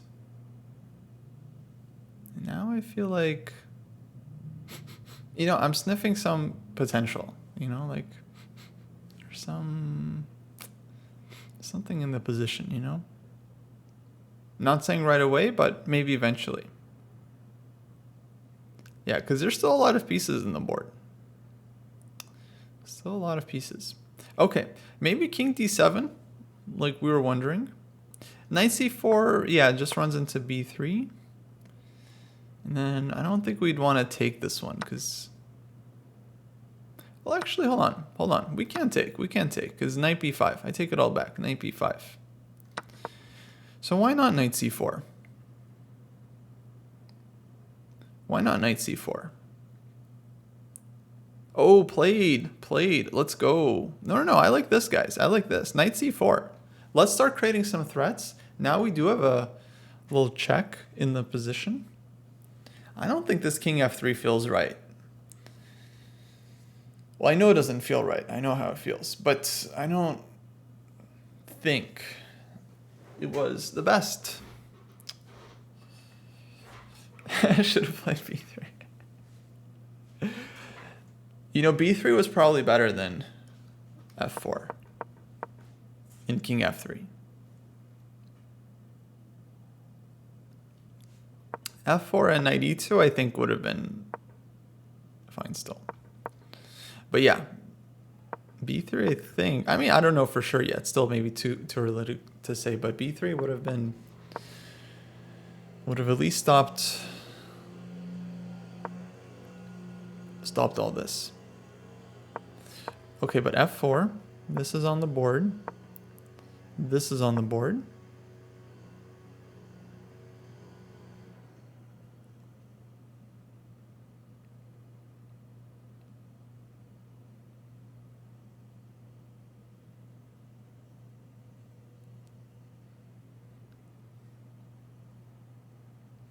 And, okay. White's thinking about it. There is rook b1. Then black will have to come up with some move. Knight on c7 can still go to b5, so this is still an option. And then there's a secondary plan of king d7, knight e8, knight g7. Which if we had time for would be very nice. Like if we can put a piece on h5, then I would really not mind black's position.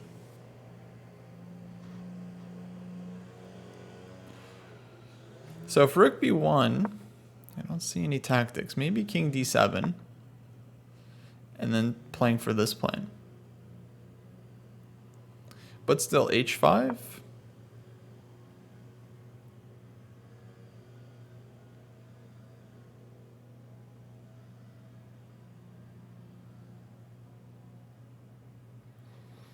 This is going to be the problem, h5.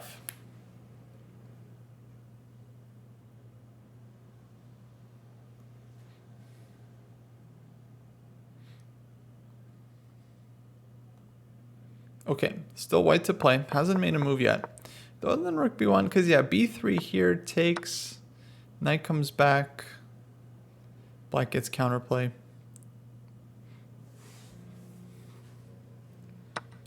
So, white to play here. White to play. Let's see what he does.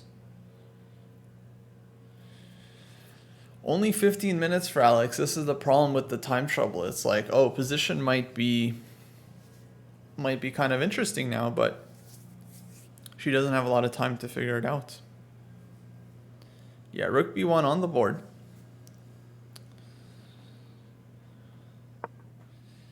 Now black has to keep it going.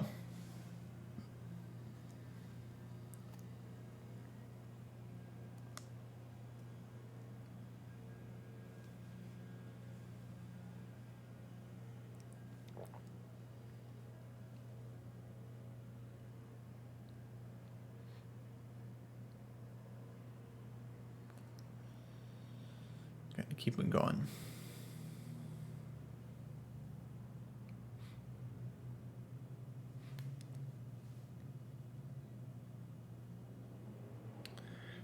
Knight b5. I don't see b3 working here for white. I still think black can take on a3 there.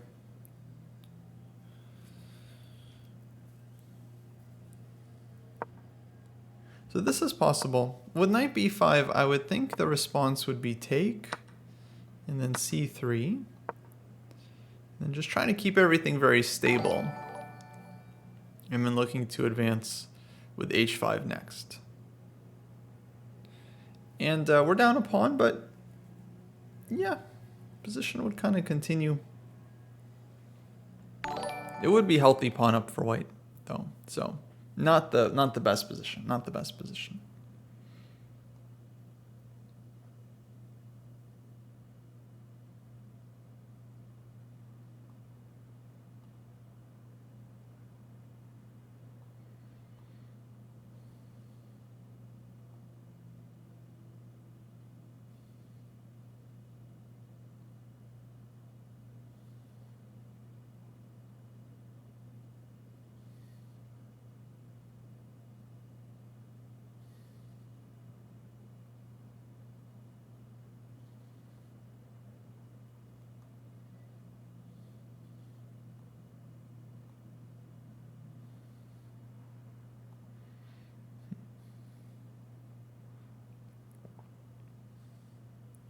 Okay, 14.5 minutes for Alex.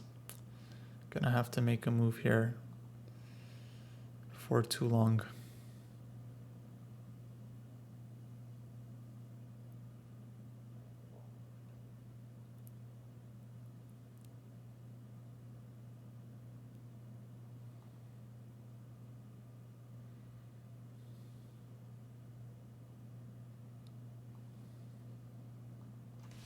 But let's go to live positions. This is live position here. We were thinking knight b5.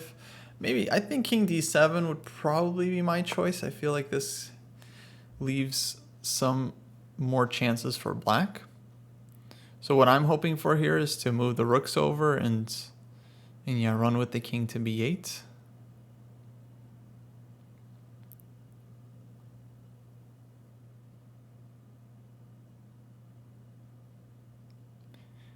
Yeah, so maybe here, for example, king d7, let's say h5, rook f8. Okay, hear me out. Takes. Takes. Let's say rook takes. I know this hangs b2, but somehow knight takes feels weird. Pawn takes. You know, we get something like this. We get something like this. This hangs, b2 hangs. Okay, you can take with the knight as well. You can also take with the knight, but I don't know if it clarifies everything. Knight e2.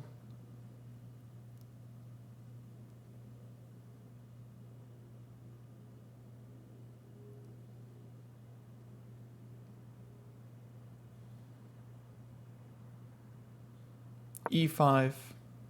No, this is unclear. This is unclear, right? This would be something.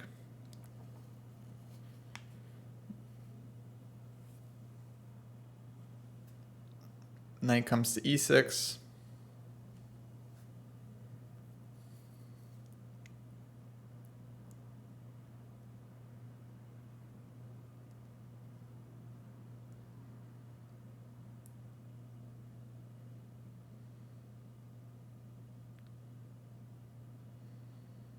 Yeah.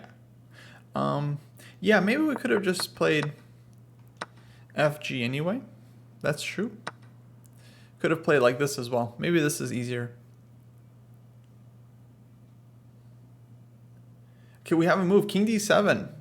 King D7 on the board. Let's go. King D7. Alex on fire.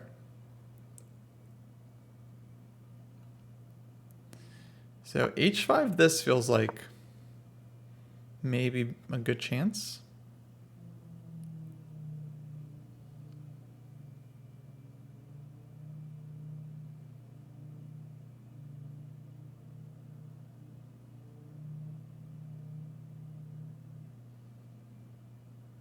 Of course, there's always going to be H6, but H6, F6, you know?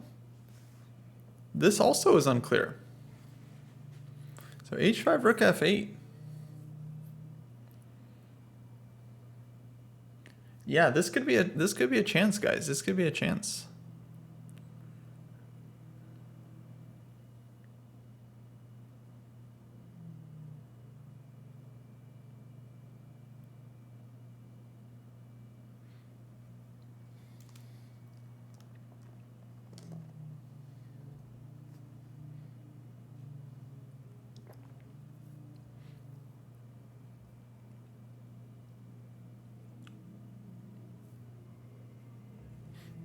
Okay, rooting for this.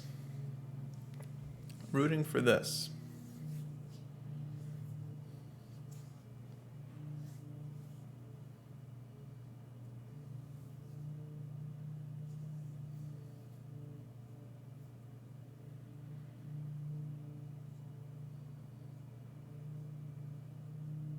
Yeah, counterplay, exactly. Clock isn't great for us. Time control is 90 plus 30. Right now, white has 50 minutes. And running down, you know, very quickly running down. 12 and a half minutes for Alex. But if she sees this Rook F8, F6 idea, I mean, you know, it could be anyone's game.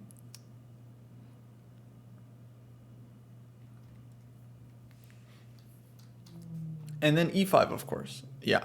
If we get a chance, E5, FG. Yeah. Lots of ideas here.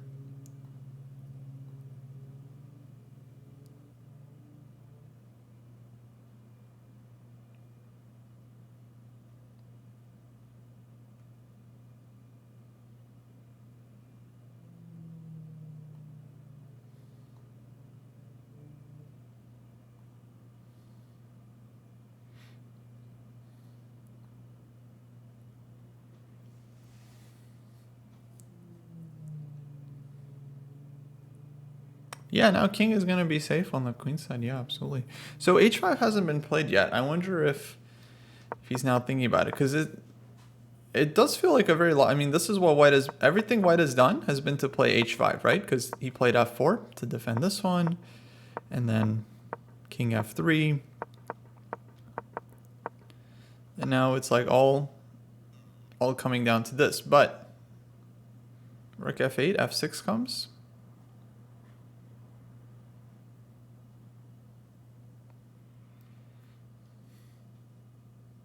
Yeah, now he's like, why is my king on F3?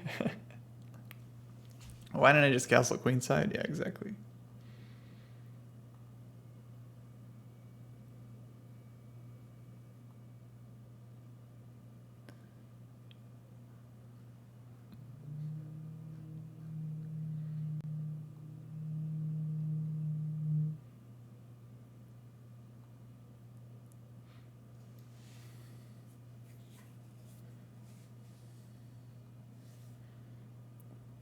All right, folks, maybe a good time to remind you guys, go follow AlexandraChess. She is a streamer playing an OTB event. We are helping her here at the dojo. Join us in following. And if you guys are watching on AlexandraChess's channel, go follow the dojo. Chess Dojo. Hey, Zonnibach. You know, we got 2 alert boxes going, folks. 2 alert boxes. When are you gonna ever get the chance to make multiple alerts?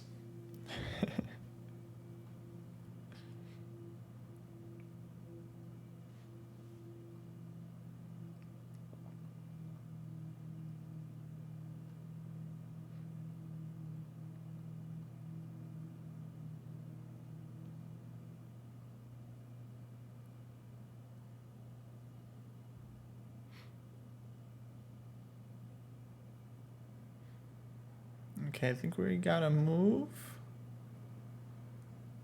Almost.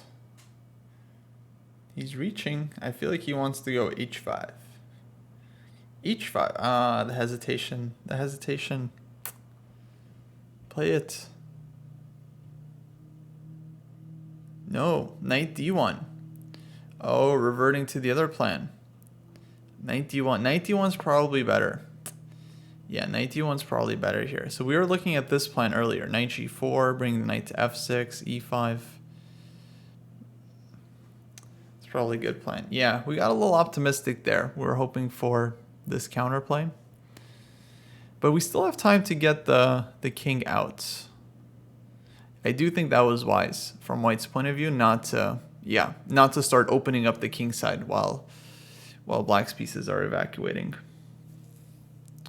Absolutely. Well, what to do? I think you got to go rook f8. Knight f2. And f6.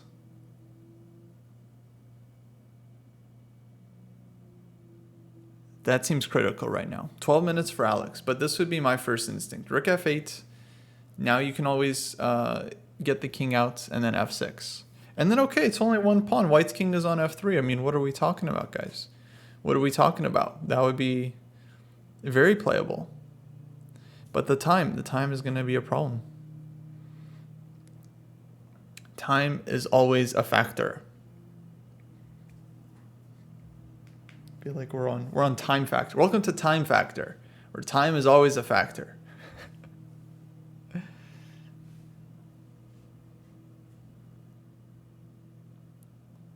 Here, knight b5, I'm not sure. Unless we're trying to get the knight to like d6, but I think we really need to be trying to open up the f line. I think this is Black's big chance in the position.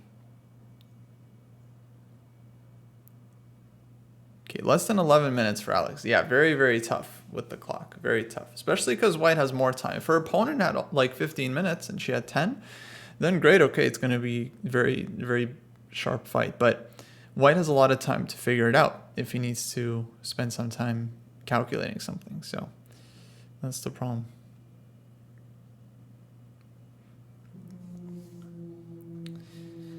Yeah, Sphinxy, I don't think that line works because of the play on the F file. We can put it on the board. Let's say here, F6, here, takes. Because if knight e5, we still have the pressure on the F file. So we're just taking, and everything is, so it's just not in time for White. Come on, Alex, go rook cf8. Do it. Do it. I feel like she wants to. I mean, if once you play king d7, of course, the intention has to be to get your rook in. So I feel like rook f8 is very possible.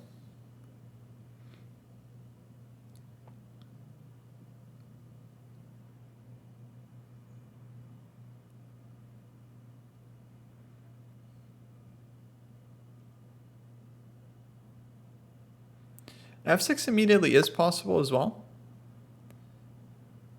But I was thinking it's probably better to bring the rook in first because we'll need it anyway.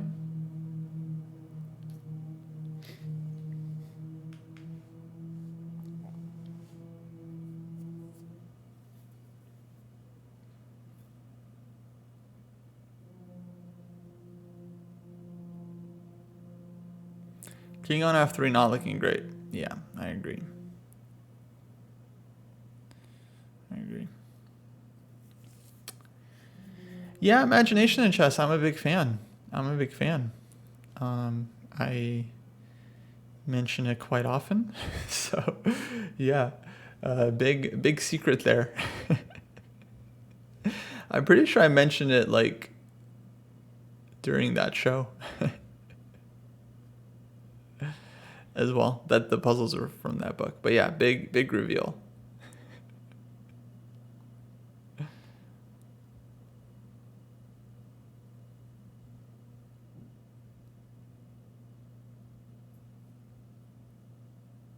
So f6 could be playable.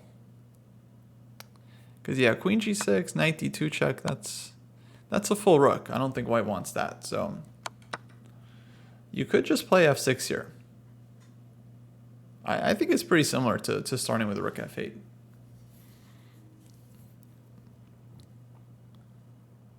Yeah, no, f6 I think is very reasonable. But 7.5 minutes for Alex.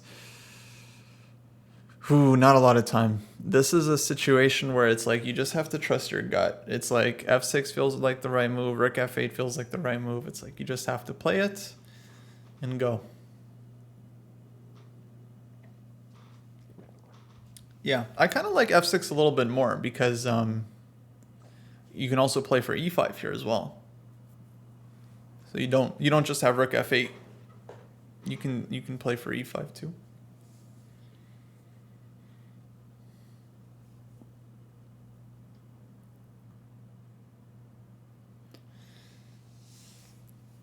Oh man, it's 7 minutes for Alex. So she's now down 40 minutes on the clock, which is a lot. And she's still thinking. Oh man. Yeah, the time usage is too much. That's the big thing to work on, for sure.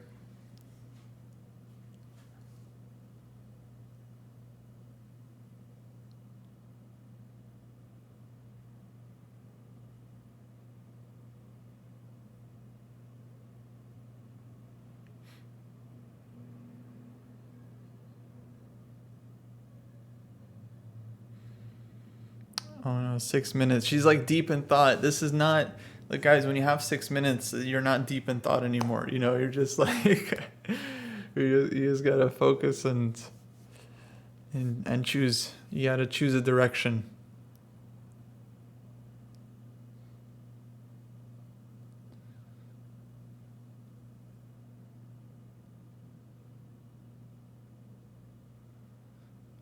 Yeah, you gotta make a move. Because the thing is, it's like, look, black's position it's not clear actually. Black might be fine, but thing is, if black is okay, if black has any chance, it has to be f6. It has to.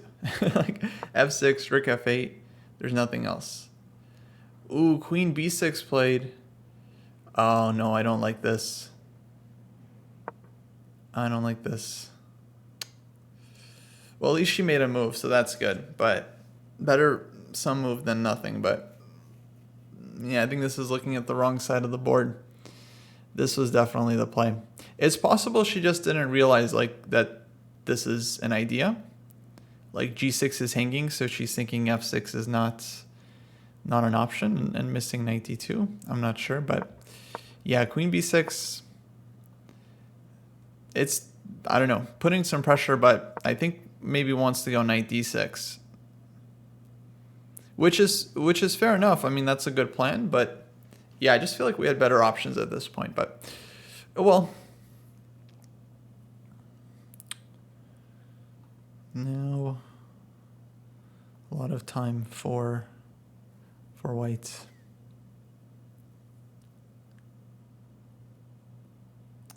She's setting up queen takes d4. Well, I don't see how exactly this would work, because knight b5, c3. It's always going to be a thing, and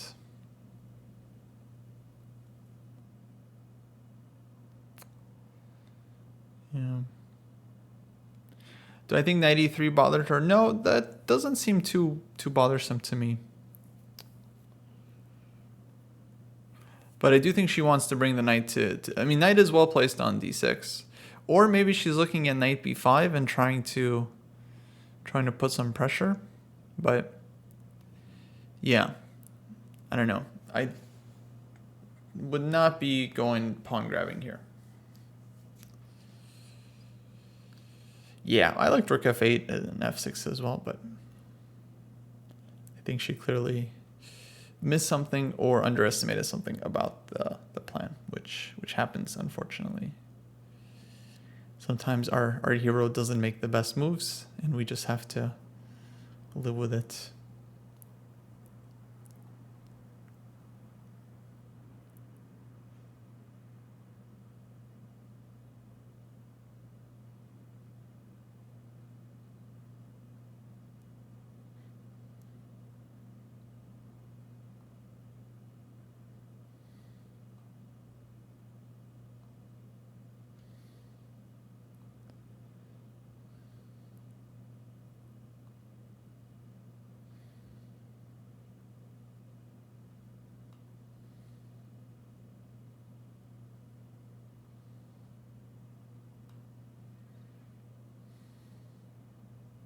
Things are definitely still unclear, but the time is a big issue. The clock is a very big issue now, because it's not a lot of time to calculate. We've used up all of our calculating time, and now we just have to rely on our moves, on our instincts. Yeah. So 5 minutes, 45 seconds for Alex, 44 minutes for White. White to play. White's move here.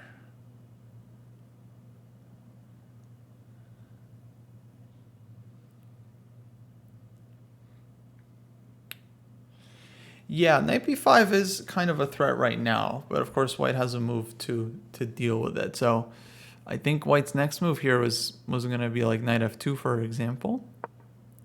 And then if knight b5 now, c3, then I don't think this is working. So that's kind of the issue with this knight b5.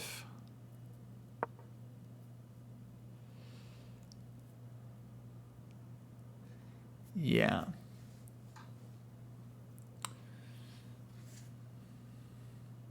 So no, I think White's doing really well now. I mean, I think knight f2, knight g4, knight e5 is a very clear plan. You can play c3 at some point. Whoa, whose chat is that? Yikes. Okay, following since 18 seconds ago, huh? Yep. It's gonna be a ban. It's gonna be a ban.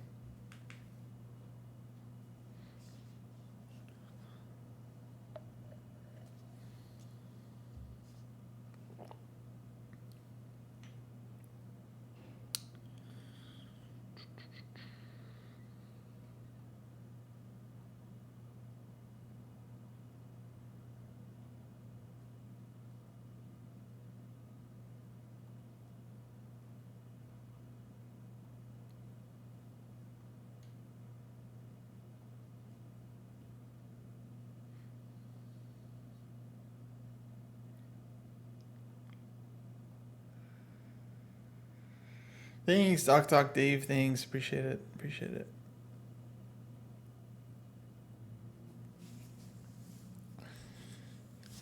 Okay, well, yeah, lots of time here. And this is the issue for Alex. You have 5 minutes. You have to stay like focused and nervous. You have to be ready. White can make a move at any second. Meanwhile, he is 40 minutes. You know, he can relax, stretch out, chill. Just enjoy thinking about the position. But knight f2 seems logical. Knight f2, I feel like.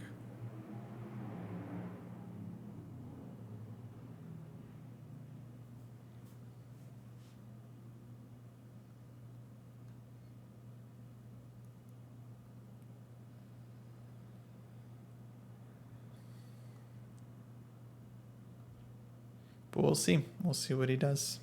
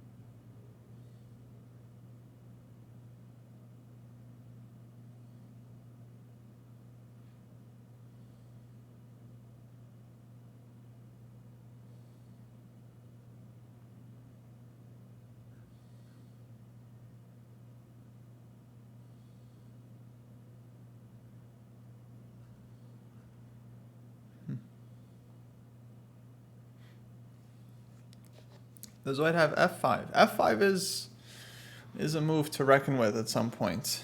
Yeah, as earlier white didn't get the chance to sacrifice the piece, so f5 would be a piece sack. But yeah, probably it's not quite working here yet.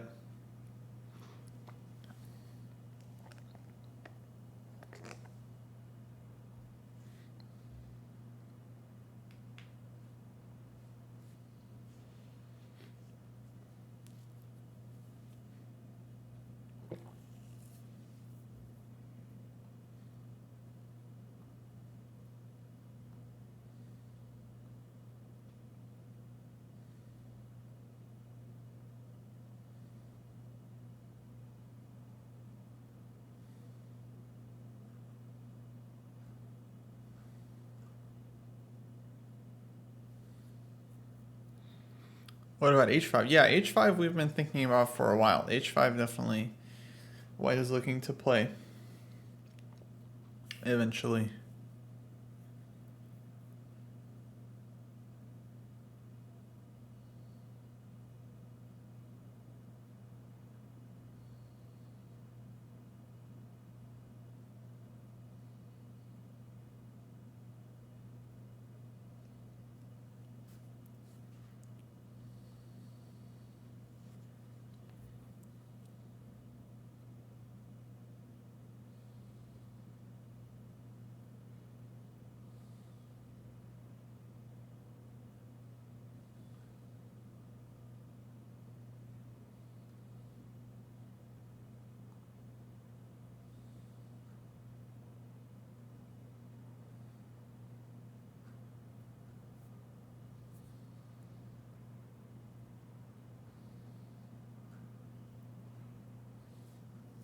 Yeah, king on f3.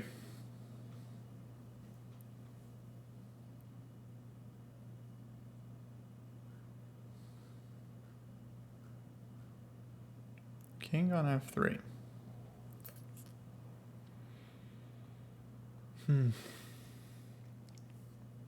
Okay, 37 minutes. We're catching up, folks. We're catching up. We're almost there. we're almost even.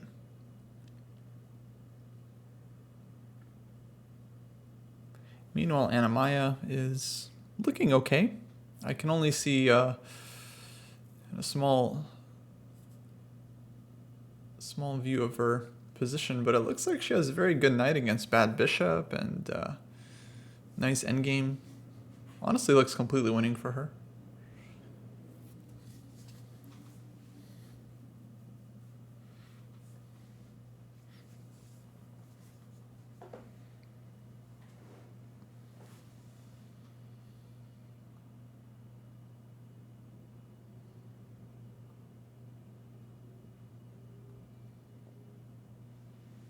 Okay, no move yet. Okay, folks, I think time for a break for me before we get into the final portion of the game. We got to stretch those legs again.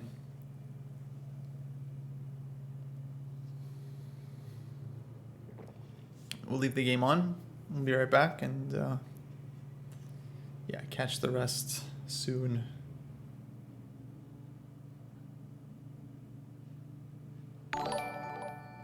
Hey, thanks for following. See you guys in a bit.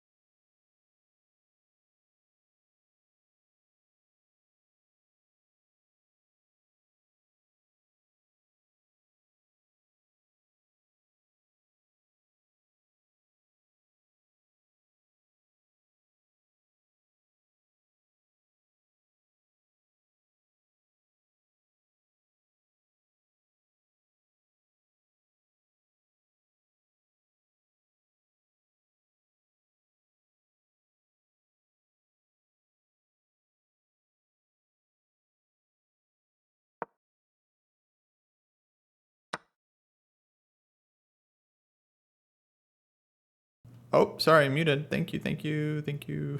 All right, let's catch up. So after queen b6, I think it was knight e3, takes, queen takes, knight b5, c3, because c pawn was hit. Knight went to d6, and then h5 played, looks like. gh5, and now knight takes h5 on the board.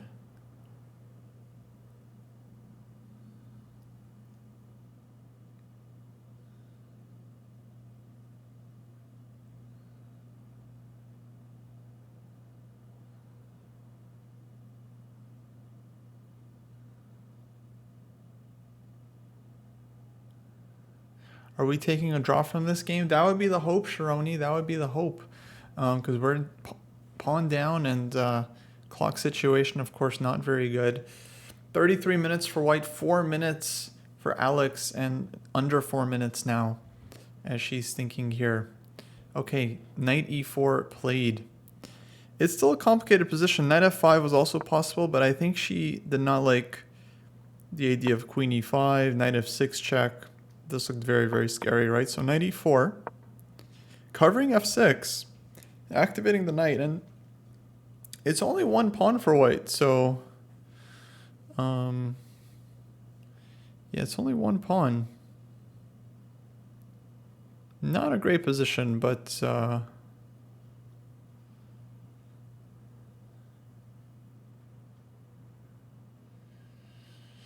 some chances here for black. But yeah, the clock situation, of course, is tricky. 4 minutes, 18 seconds for Alex.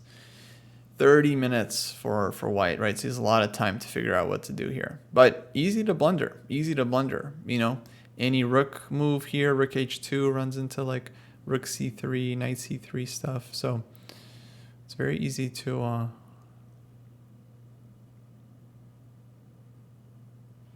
blunder here. We're on move 31. There's no second time control, so that's it. It's just 90 plus 30, right, for the whole game. So it's just going to be time pressure from now on, which is not fun. You know, it's like Alex basically has to stay focused for the next half hour. And then some, maybe. We'll see.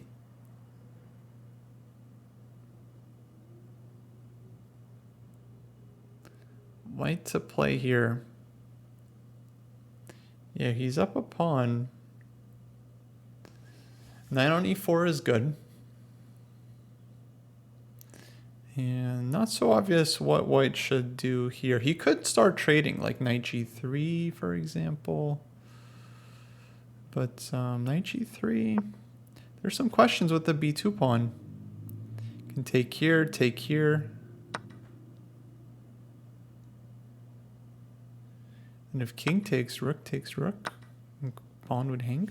But if rook takes h8 first, then we can either take the h-file or, no, we can't throw this in because of queen e5 defending the rook. But we can take, king takes, and then we'd have the open h-file, and for only one pawn, you know, it's not going to be super easy for white to convert this one if we defend stubbornly. So knight g3 doesn't really look great. Knight f6 is also out because I think we can just take it.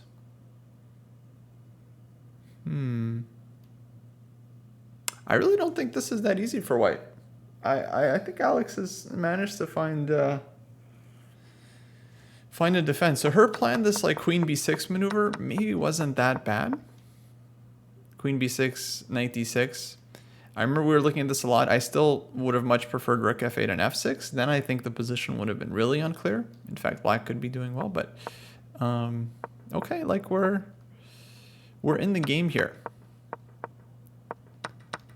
We are in the game. Knight's on e4. So definitely a lot to play for.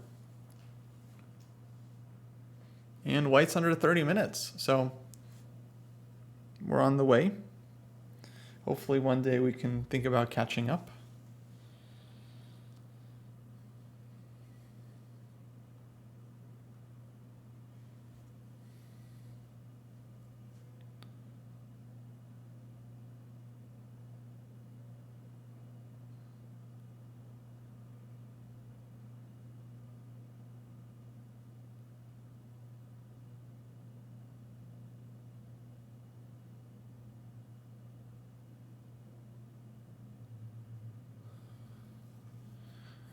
Hey, Patserville, it's hard to double the rooks right now just because of tactics in the position. So if white moves the rook off of h2, black is going to have knight c3, for example, or rook c3 maybe. So it's hard for white to achieve this.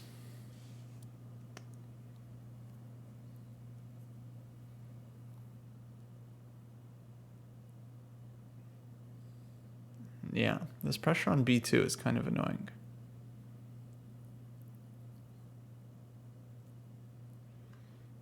Yeah, white has some issues to solve here for sure.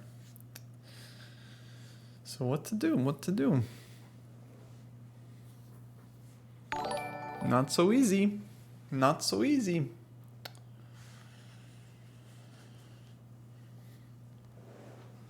Yeah, it's like, where's white's move? Knight g3, you know, we already looked at. Black can take on g3 and then take on h1.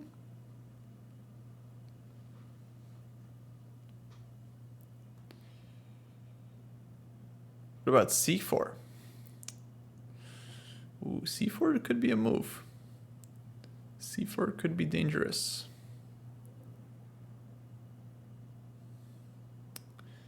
Because c4, if rook takes c4, then there's knight f6 check.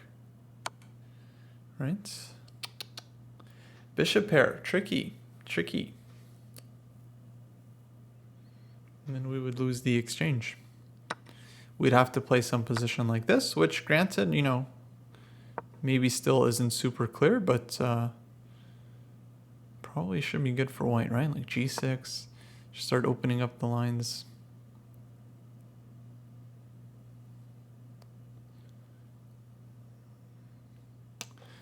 But I'm not totally sure. So c4 could be a move, yeah. c4 could be very annoying.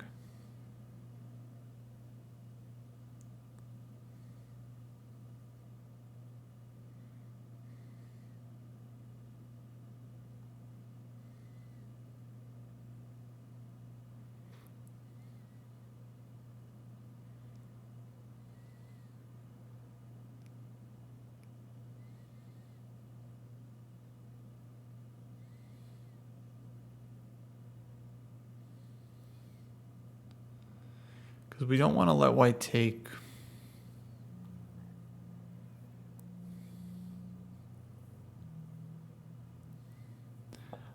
Queen b3 is kind of a funny move.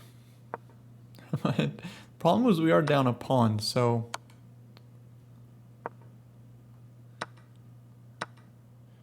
we end up in this endgame and the knight f6 is coming, so I'm not sure, I'm not sure.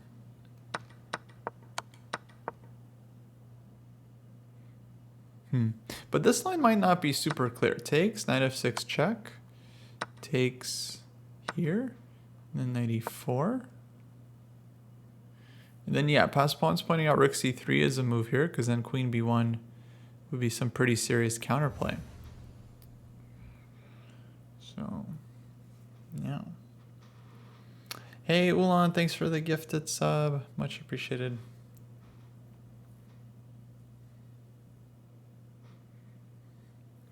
So this could still be very complicated. I'm not sure exactly what's going on here. Because white's king is still pretty weak. And black has ideas, even rook c2, rook f2 check. I mean, this is a check, you know? And checks can be very dangerous. Checks and captures. I don't know if you guys know about this. Checks and captures. Hey, thanks for gifting a sub to AlexandraChess. Much appreciated.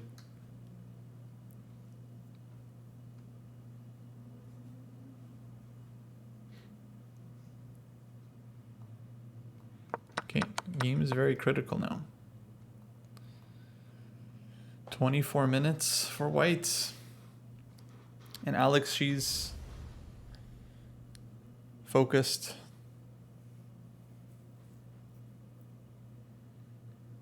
Trying to stay ready for whatever happens. Looks like he's looking to make a move. What's the move? Rook h2? Rook h2 played. Uh-oh. Did he calculate something? Rook h2.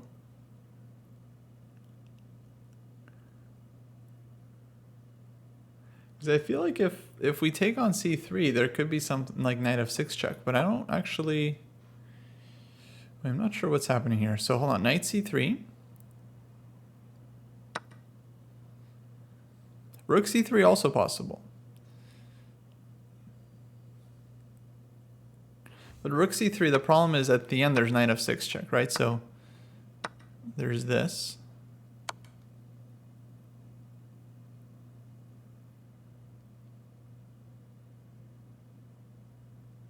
But we have checks here. We have some, no, actually I think king kind of escapes. So yeah, this would be an issue. Takes here, check. And I'm actually not sure we're getting enough here. For example. So this is one line to calculate. The other move is knight takes c3. But knight c3, white can throw this check in. King goes somewhere. And then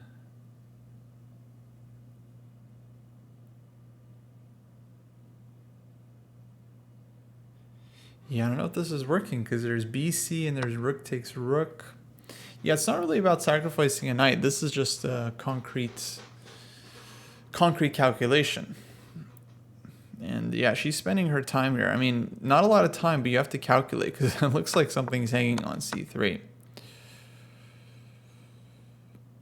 But yeah, honestly, man, I'm not sure it even works. So rook h2 might have been a very strong move because I think white might have realized all these things on c3 don't really pan out for black so easily.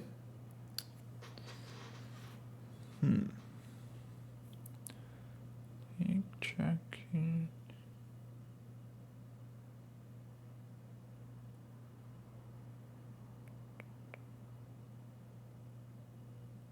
I think we can take though. Hold on. I think we can take knight f6, king here, rook takes rook, rook takes.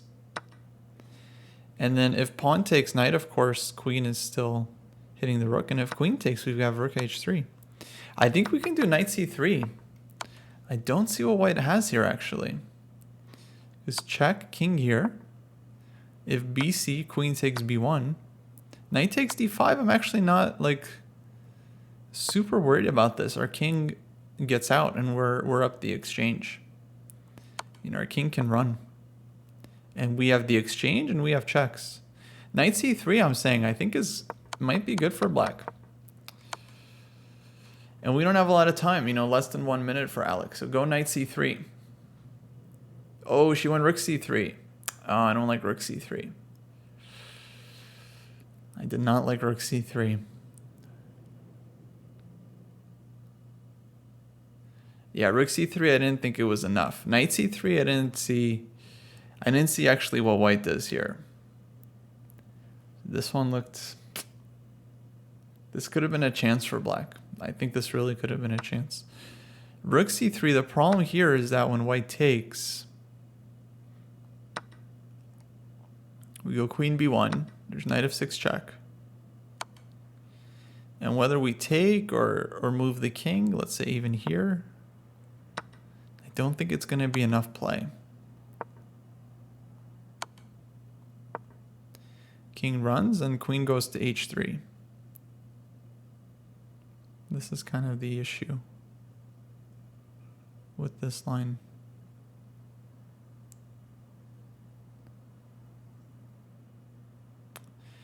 So yeah, here's where more time, right, could have been very, very helpful. This is where spending an extra 5-10 minutes in the opening, like 20 minutes sometimes, really comes back to bite you because it's like, oh, yeah, this like extra 5 minutes here, 10 minutes would have been really, really useful, right? Yeah, I think knight takes c3. I wasn't seeing the move here for white. I think this would have been the best chance.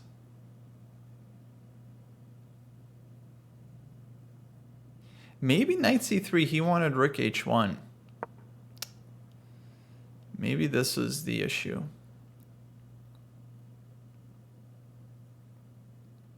But I don't know. I don't know if this is totally working. But this might have been the problem.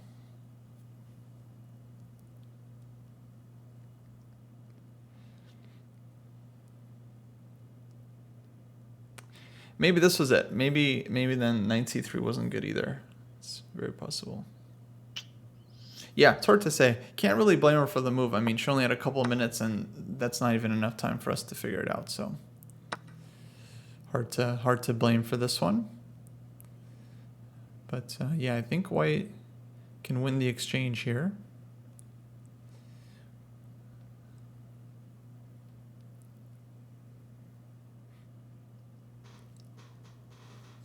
So probably BC will be played.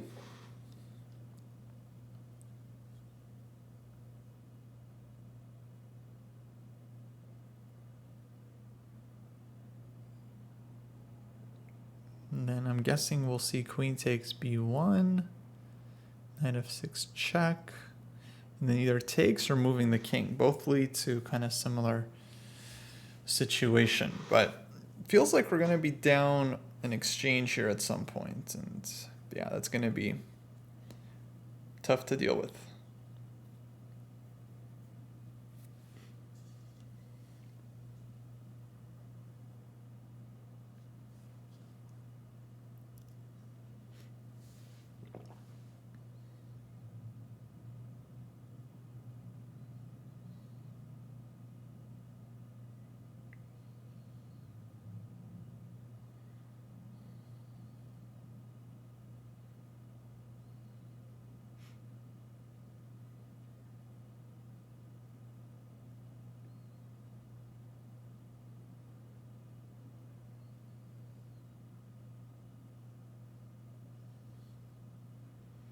Okay, knight f6 played immediately.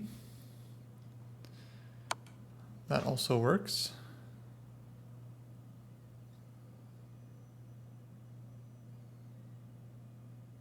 Because on knight takes, I think white's just going to go bc3.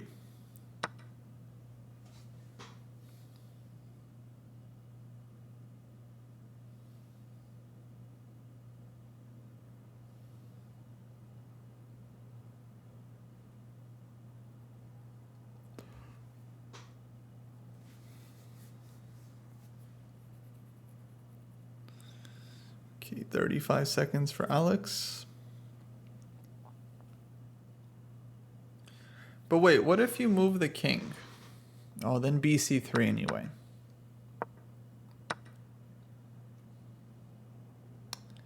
And there's no trick for the rook takes h2, so we're just going to get the same line.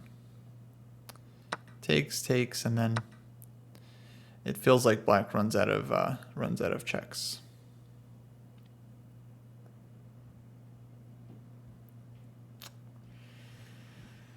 Yeah, queen just blocks on h3. Okay. So knight takes played. Now I'm expecting, yeah, bc3 on the board. Queen takes b1 on the board. And white's going to take the rook on h8.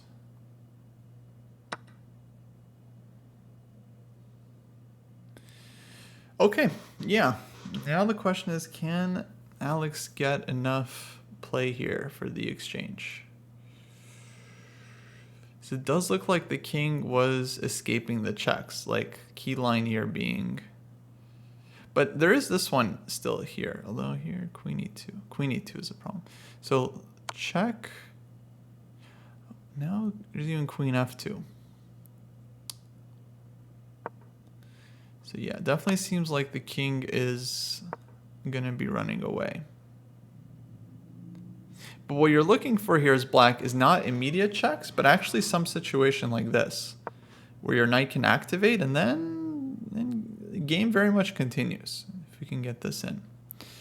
Okay, knight e4 played with 4 seconds on the clock. Oh, so she doesn't give any checks, because then, yeah, white can tempo her queen. She just goes 94 immediately. Okay, this makes sense. Force white to make a move, and now we keep all of our checks in reserve. It's not the easiest position to convert for white. Like, it should very likely be winning here, but it's not 100% simple. Definitely not.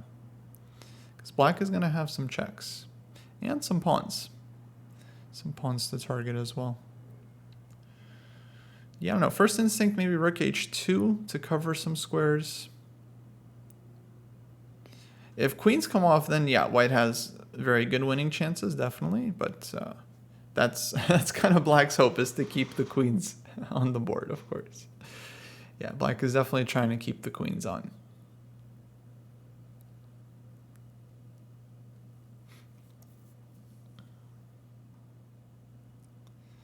But yeah, tough position, tough position.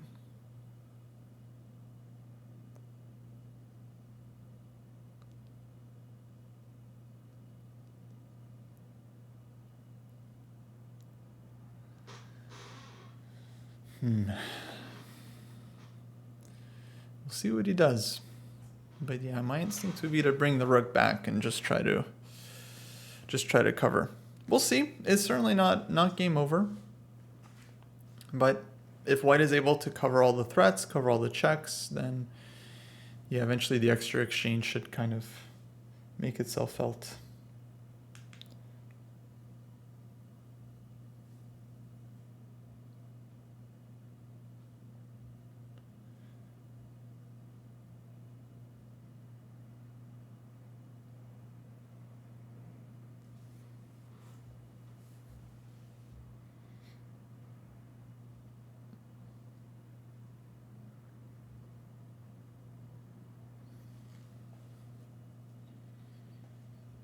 Okay, under 20 minutes now. We're hoping for a turnaround, folks. Hoping for a turnaround.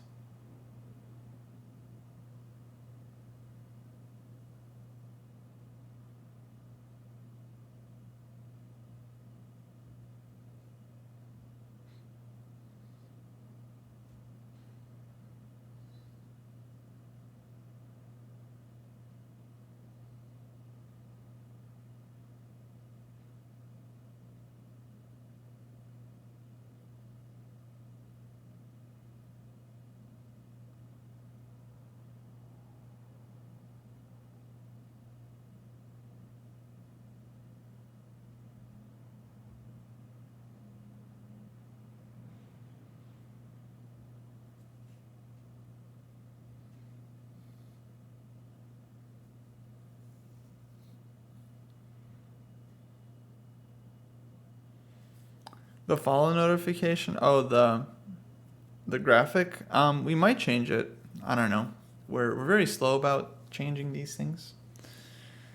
But yeah, we like to keep some relics of the old logo, because why not? Why not? You know, new logo was mainly designed for merch purposes, but you know, we can still keep the old theme. Yeah, perpetual would be great for black, but it's really not up to us here.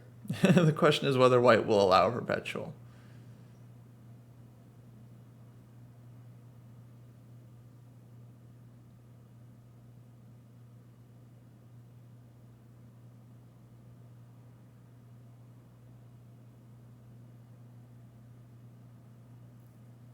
It looks like Anamaya there is winning in the background. She's got a passed H-pawn.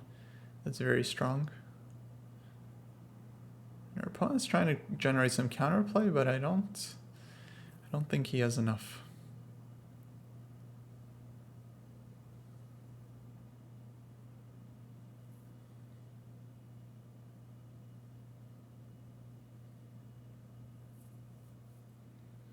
Yeah, it doesn't surprise me black was okay at some point in this game. I definitely felt like she had good counterplay.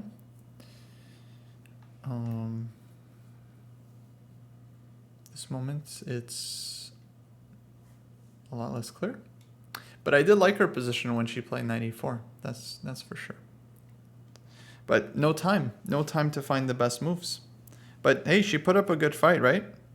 out of the opening, she was under pressure. Then she gave up a pawn, and then all of a sudden things got very unclear.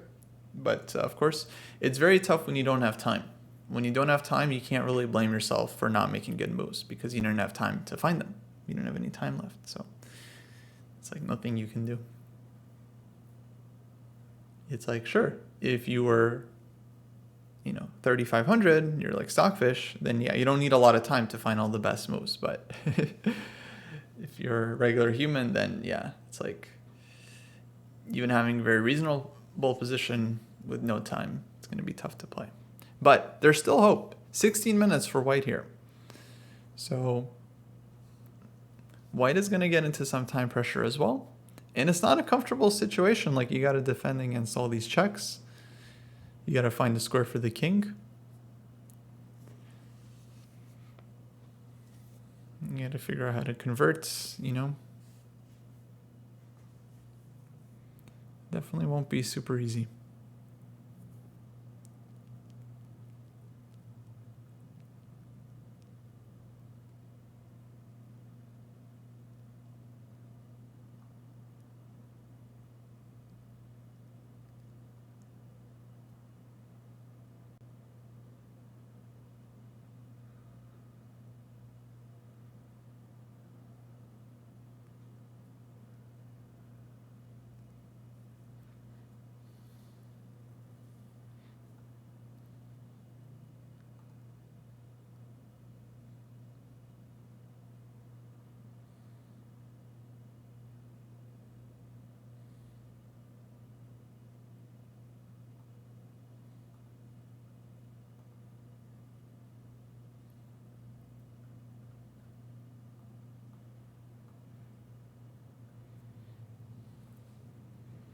Okay, under 15 minutes now. White still deep in thought.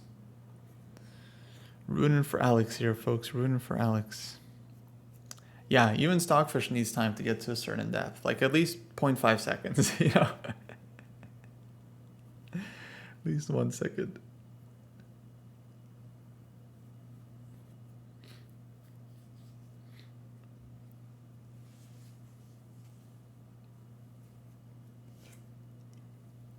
Whew.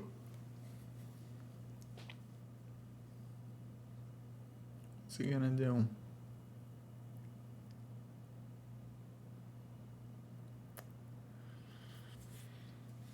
Yeah, I don't know, folks. I don't know.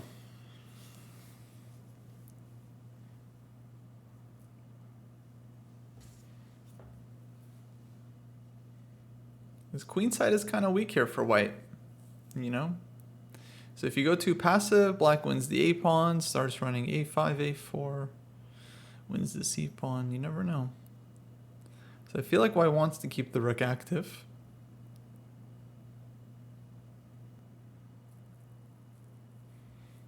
But it's not easy. For example, rook H7 check, right, would be a blunder. Knight takes G5. Discovery attack.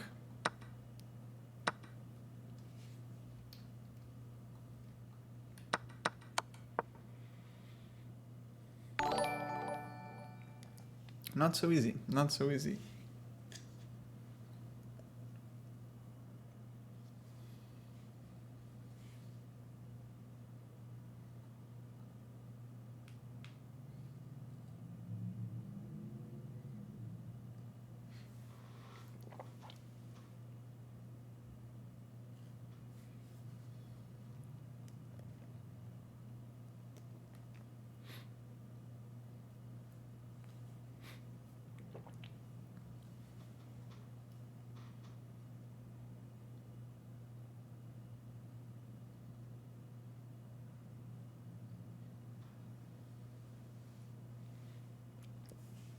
Any rook move other than rook h2 is dangerous. Yeah, somehow rook h2 feels like the cleanest move here. Otherwise, you're worried about getting caught in some checks.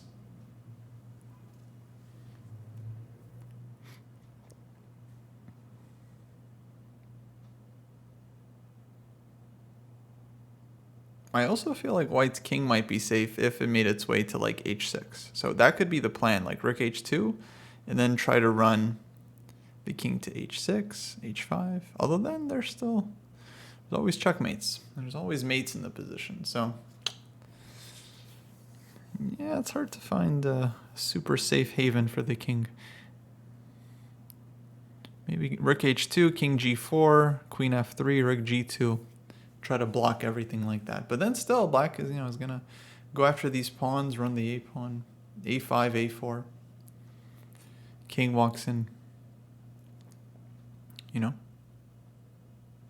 It's just piece for piece. It's just that white has a rook and black has a knight. And the question is whose piece is gonna be more effective. But the knight is very strong on e4. I mean, as far as compensation goes, black has plenty of compensation. Like if this knight was on c6, I would say black is dead lost. Just like dead lost. Now on e4, it's unclear. Same knight, different square. But that's how chess works sometimes. 10 minutes, 40 seconds for white. Now the pressure is definitely starting to rise.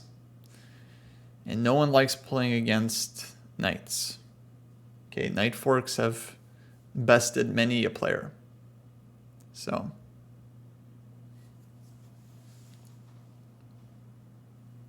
this could easily go either way.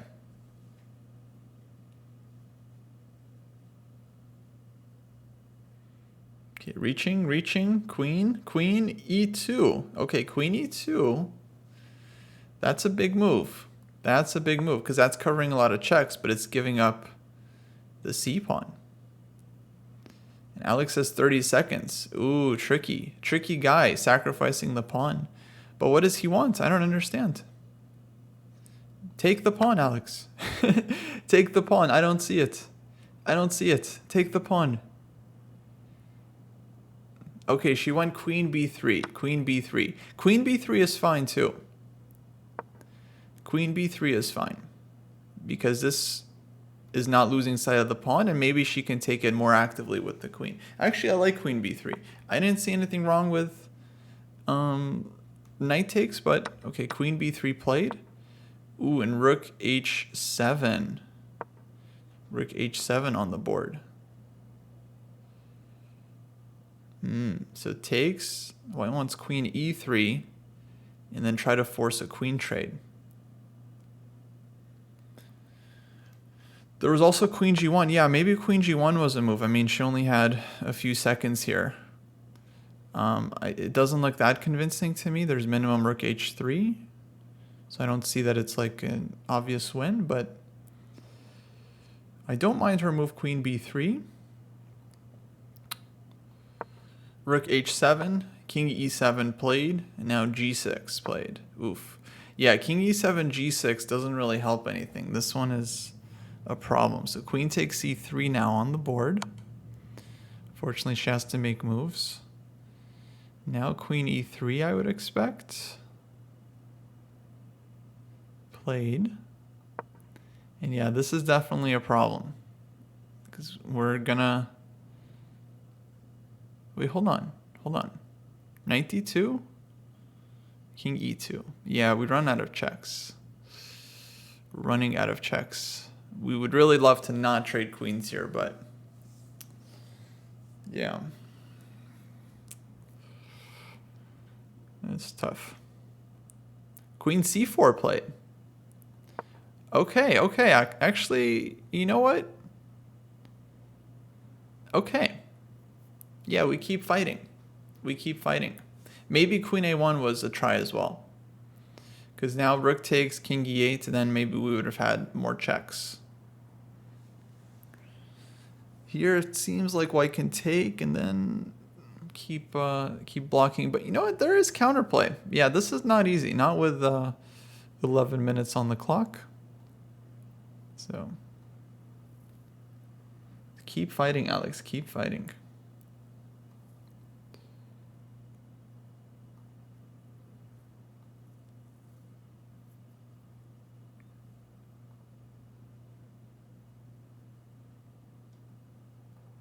He hasn't played rook takes f7 check yet. I mean, that's a very, very obvious move. But I think he's trying to calculate after king e8 what his next move is going to be, right? Because then queen f1 check is going to be a concern and more checks.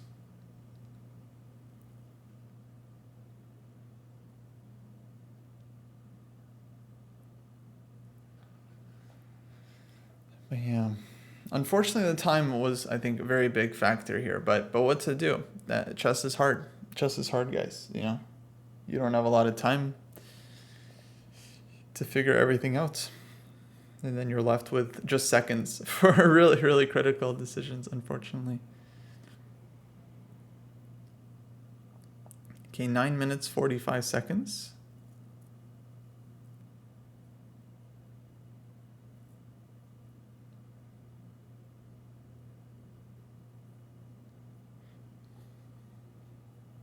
Very stressful against the queen and knight. Yeah, that's why I feel like this is not simple at all. Because black's knight is extremely active and on a very strong outpost. Like, this is worth a lot when you're playing with the piece against the rook.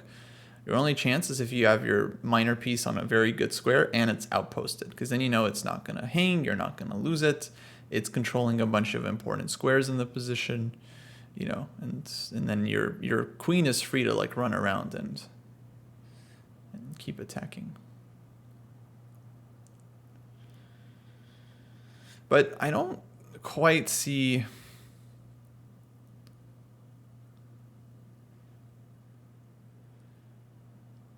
I guess queen will come to g2.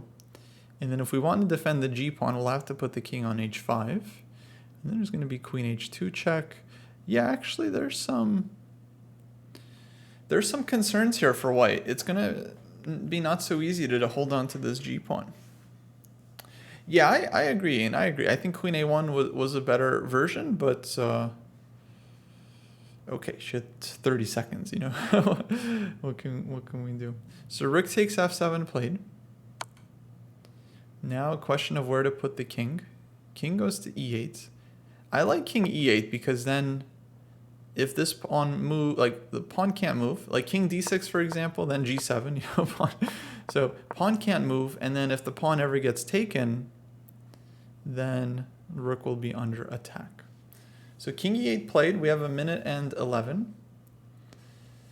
8.5 minutes for white.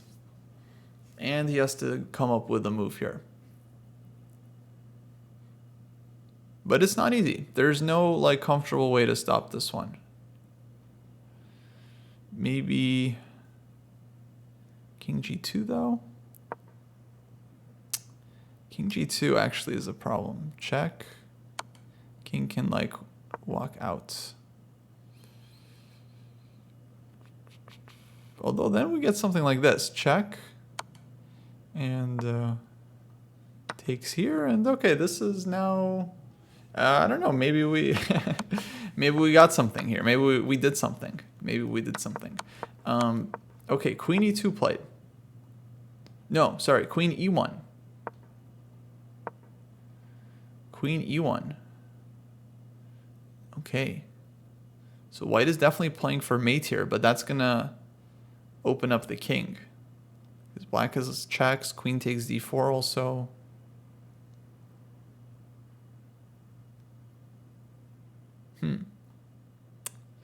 I feel like just take on d4 right now.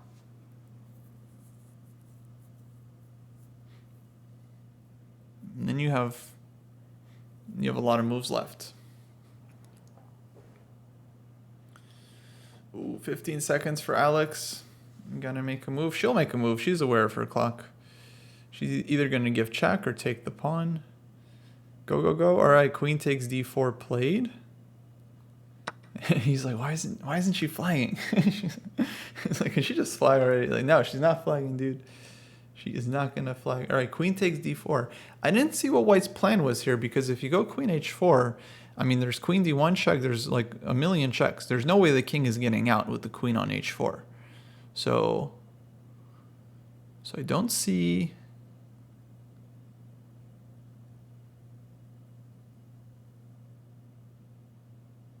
don't see what the idea was here.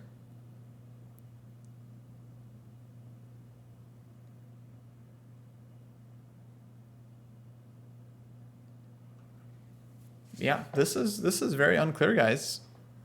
This is really unclear, especially in the time situation. I don't care what computer says, okay, folks? I don't care. Computer is always going to say some nonsense. Here it's like, I mean, both sides are very nervous right now, I can tell you that.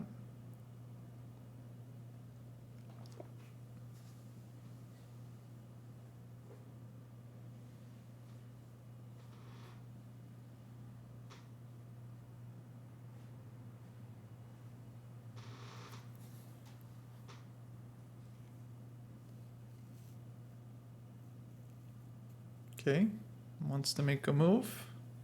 Rook takes b7. Okay, so the rook gets out and threatens some checks. But rook b8, king d7, there's no mate. There's no mate. So, okay. Queen d3. Let's give some checks, Alex. Let's give some checks. 12 seconds. Let's go. Move it. Move it. All right, queen d3. Good. Jeez Louise. Queen d3.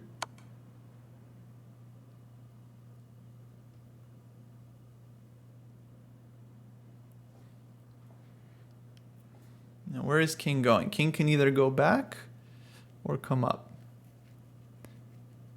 King comes up, there's knight f6 check. Knight f6 is actually very painful. And then queen goes to either f5 or just takes the pawn. So queen e3 though, then there's queen f1. So that leaves king g2. King g2, there's queen c2 check. King h1, knight f2 check. There's a lot of checks. There's a lot of checks. No, this is counterplay. This is straight counterplay.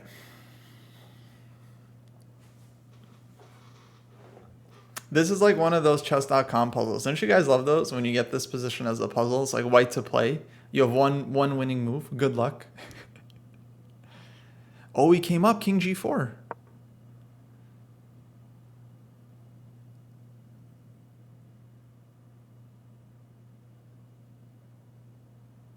Oh wait, but hold on. This line is very risky. Check, king g5.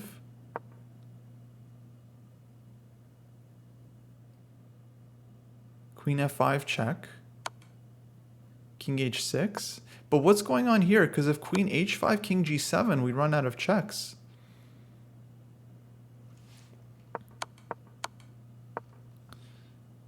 King h4 is possible, because queen e6 is hanging. King h4, very possible. Yeah. But king g5, yeah, I don't like queen h5 there. I think knight g4 instead, exactly. And then there's like, there's checks. I don't know what's happening, but it's very unclear. But it might, the check still might run out for us. But before we get there, we're still in this position right now. So 6 minutes for white. He has to choose between these two moves.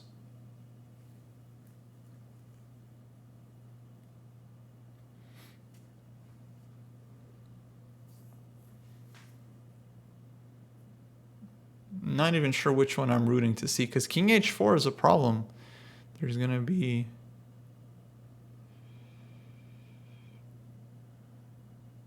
Queen e6. Oh, so king g5. Oh, it might even be mate there. Oh, okay. That's a good line. Yeah, this one. Queen f8. Thank you. Thank you. Someone's got to do their mate in twos, huh? So check.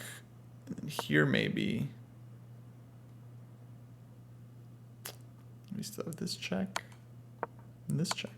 So this could be very, yeah, this could be pretty serious. So king h4 looks like only move. Let's go, king g5. Let's go.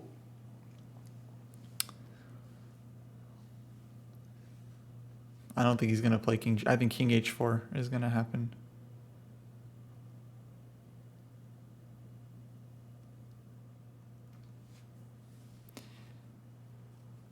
Then king h4, the problem there is, yeah, maybe queen f5. Oh, queen f5, wired retro. What a move. Queen f5. This is the move, because queen takes g6, of course, is this one, and then this one, and then this one, and then that's resigns. So queen f5.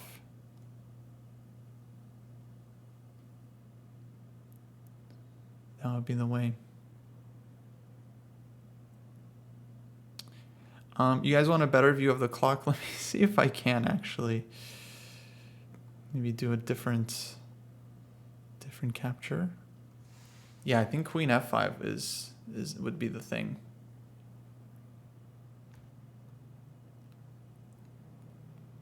All right, I'm gonna do a secondary capture so you guys can see the clock. We're about to raise the elo of this stream by like 50 points.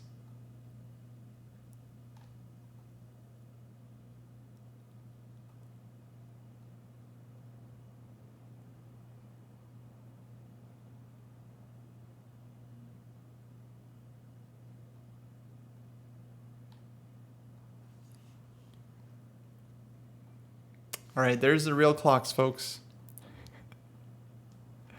I'm sorry for the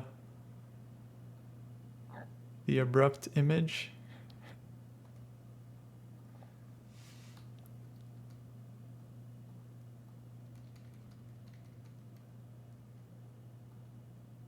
There we go. 3 minutes for white, 45 seconds for Alex. King h4 on the board. Okay, best move. Best move. Now queen f5. Queen f5 is what we're rooting for. 29 seconds for Alex.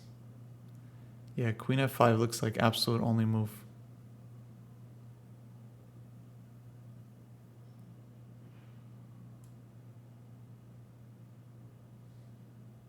Praise. 10 seconds, Alex. Go.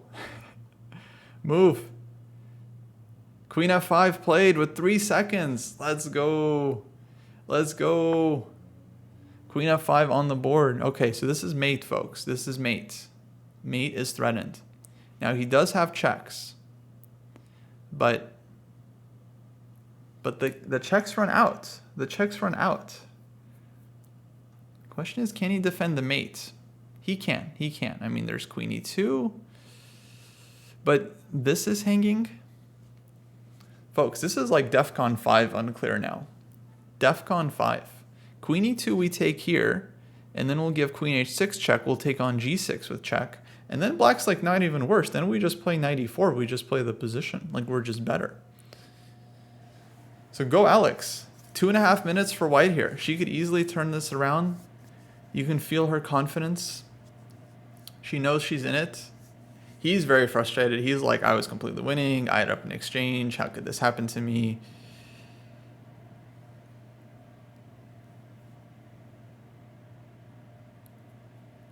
But this just got super tough. Yeah, at this point, actually, I think I take black. I think I take black. Like, I don't want white's position. Are you kidding me? You kidding? We're taking black now. So go Alex. Queen g3 cuts off the escape square. So we would be, we're rooting for queen g3. We're rooting for queen g3. Queen g3 is one of ours. That's one of our teammates.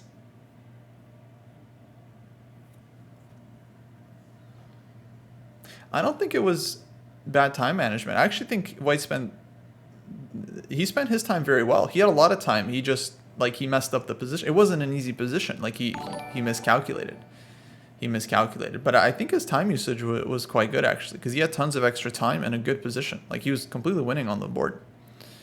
Queen d1 is a move. Queen d1 covers the checks, but then black is going to go queen takes f4. Queen takes f4. King goes up. Queen h6 check. Then we take on g6 with check. White's losing all the pawns, and black is going to have two very strong pawns in the center. Active queen, active knight. It's still unclear. It's still unclear position, but I think it's very promising. And he's down to 40 seconds now. He understands, of course. It's a very, very dangerous situation. Yeah, 30 seconds for white. Of course, he's going to get it back. He has a 30-second increment. But yeah, they're basically just playing on increment now. Okay, 15 seconds. But Alex has been playing on increment for like 45 minutes, right? So she's cool. She's in the zone. He is just starting his blitz game, right? He has not adjusted to this new situation yet. Okay, Queen E2 played. They both have 33 seconds. Insane. What a position. What a position. Okay, here, I think there's nothing to do other than Queen takes F4. Yep. He's going to go King H3 fast. Now you got to write your move down before you make your next move. But Queen H6, Queen takes G6 with check. These are automatic moves. Let's go. Let's go. All right, the trend is on our side, folks. King G2 played. Let's take this one with check. All right, both players, yeah, they understand these moves are forced, so they're playing them quickly. And now, okay, he put the king on F1. Puts the king on F1. I actually thought King H1 was better because King F1 allows Queen F5 check, but he might be trying to trade queens here. The endgame is totally fine for white. In fact, it might even be good for white because endgame allows him to pick up the a-pawn, and he's going to be very safe in the endgame. So he's still wanting that endgame. But we have knight e4. Knight e4 looks like a move here. I think knight e4. Knight e4, you block the queen, you threaten knight g3, and then you get ready to get the queen in more effectively.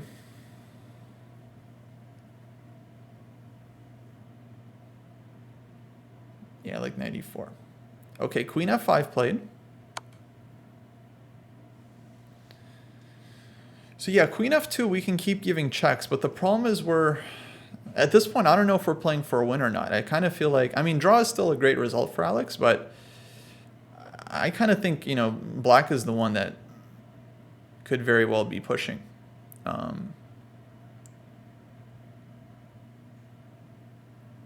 So yeah, I kind of like knight e4, as I mentioned a couple times. So now check. I think white goes queen f2, tries to bail out into the endgame.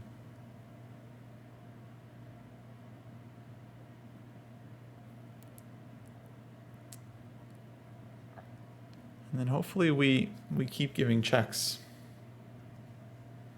Thanks, Katie. Thanks. Yeah, queen f2, queen d3 check.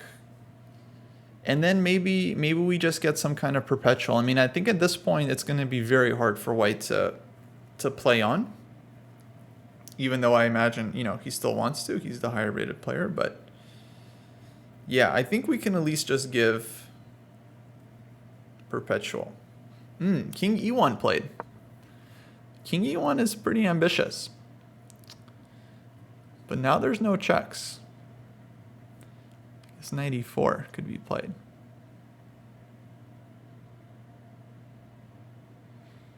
Now there's no more checks. But you can just activate the knight with knight e4. It's a very tricky situation because, of course, black's king is in danger too. But white needs 2 moves to give mates. Oh, but this is what he wants. He wants queen h2. Sneaky guy. Sneaky guy.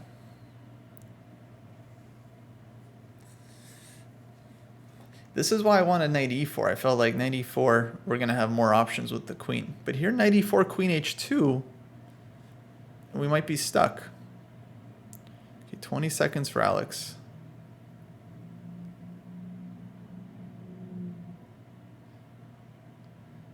Queen h3 played.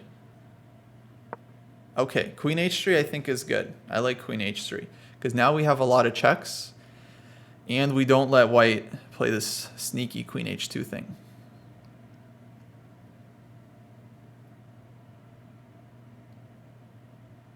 Yeah, even if the knight got to c5 in that endgame, I still would be unhappy with it because rook just sits on a7, knight sits on c5, And then it's very tough for black because like white's king starts to come in, our king is cut off. So I'm very skeptical of any endgames where our king is cut off by the rook. Do we have perpetual after queen takes a6? So yeah, this is the thing about this position. At any point, if white wants to go nuclear and go queen takes a6, he's like, all right, either you give me perpetual or I'm giving you checkmate. I would assume white does have, or black does have a lot of checks. Because it's a very open king. Okay, we have queen e5 instead. Ooh, queen e5. Queen e5 might be a little nasty.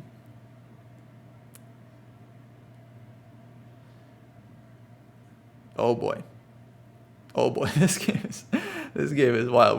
The king is just running now. The king is just running. But we have knight e4 check. We have a lot of checks. I don't know. Black might even be winning. Who knows? Queen h1 played. I mean, this rook is hanging. There's knight e4. Who knows? Who knows? King e2 maybe is the safer approach.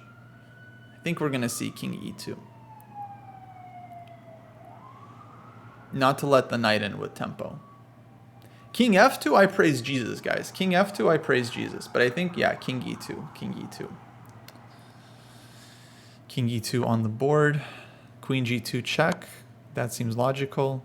Okay, king e3, I praise Jesus, folks. King e3, we praise Jesus.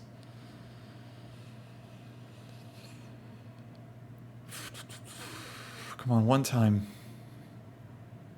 One time. King e3, bring all the pieces to the buffet. Bring all the pieces to the buffet so they can get forked.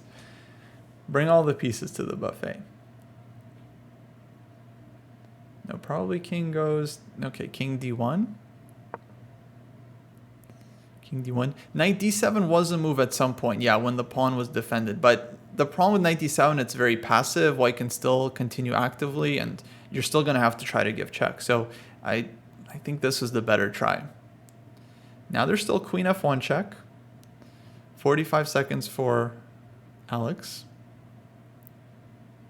Queen g4 also possible. Queen f3. These positions are really tough. It's really hard to find the right checks.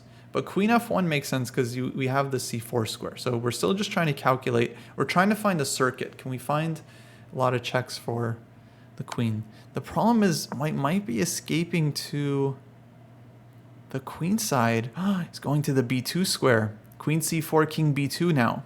And then there would be no checks. There'd be no checks here. And then this would be a big problem. So we have to avoid this. We have to avoid this. Maybe queen g2 here. Oh, I think the checks are running out. Oh, I don't like how this is going.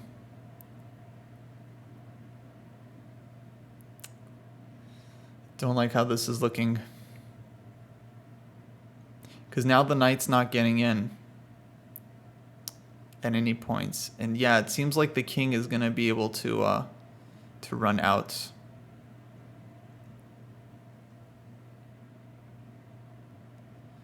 Okay, queen c4 played with 5 seconds, but now king b2.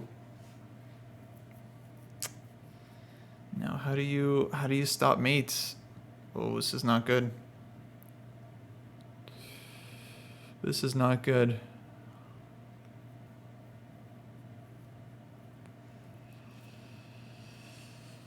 Ooh, 17 seconds. Like 97, just queen e6. Yeah, I think it's over. I think it's over now. It was very tough, guys. I mean, it's time pressure, right? It's hard to find the move. 5 seconds for Alex. I think it's it. I think that's it. Queen c8 played, but this is gonna be a simple response. Yeah, and I think she's gonna resign.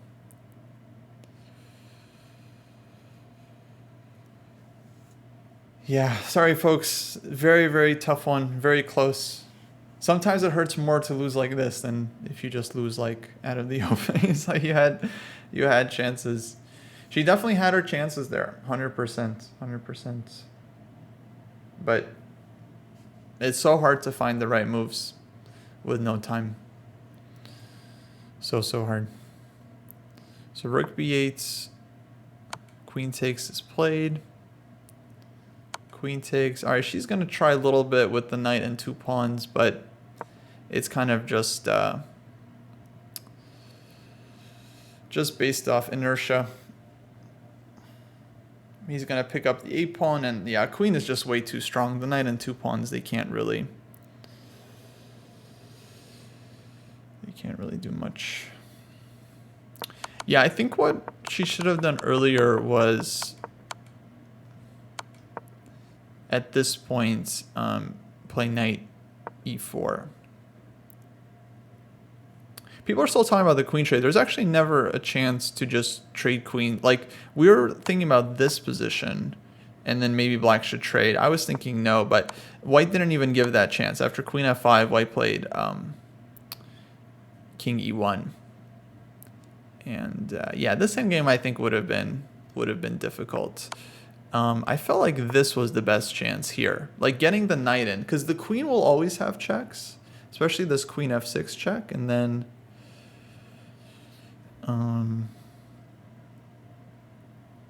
here it seems like black has a lot more room for counterplay.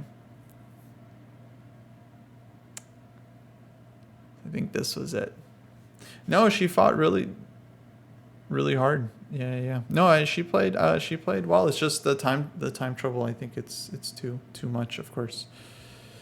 It's again, not easy to find moves when you don't have a lot of time on the clock. You know, as most tournament players understand. Billy says 97 was missed. Yeah, I was thinking about 97 at this moment, right after queen e5. But this is such a hard move to play, you know, because you're deactivating the knight, and then white can still, you know, keep the attack going, and then you still have to figure out the checks, queen g7. So I don't think this is like easy. I think black is probably still in huge trouble here. It doesn't look simple at all. You know what happens, folks? It happens. Look, I don't know who needs to hear this, but sometimes they just don't play the best moves, you know, especially with no time. That's unfortunately how it goes. Let's try to keep up with the board. Oh man, we did so much analysis. We're like way far away. Where are we at? Here. All right, we had this. Takes, king went up. Check, 97, takes. This was played here. This was played. I think we missed a move somewhere, because a4 is already on the board. It doesn't matter. Oh wait, a4, knight f6. Okay, that's the position. a5, and yeah, it's probably going to be resigns here soon.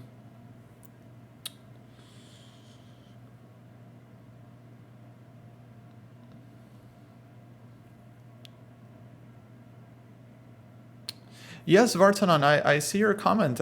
You don't have to write the same thing several times. I don't think it makes sense though, because there was no endgame option. Yeah, if we're comparing this to an endgame where we're down in exchange, of course, the exchange is a lot better for us. But I think we had a better option where we could have just kept the queens on the board and had the attack going. But thank you for repeating your very smart comments multiple times.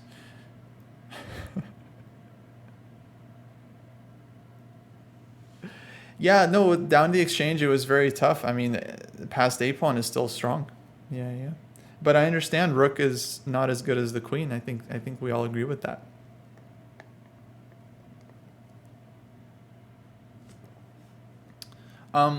What type of game would have more time after 40 moves? So there are different time controls where you get more time after move 40. It depends on just the tournament, what they want to do.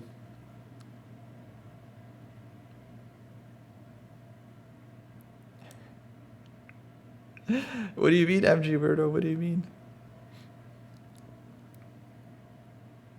Okay, d3 played. King c3. Yeah, no checks, no forks. Pawns are going to get stopped, and of course, white's a pawn is too strong. E4. I think Alex is just playing because she had chances earlier and she feels it. You know, she's like, I had it. I had it. But, yeah.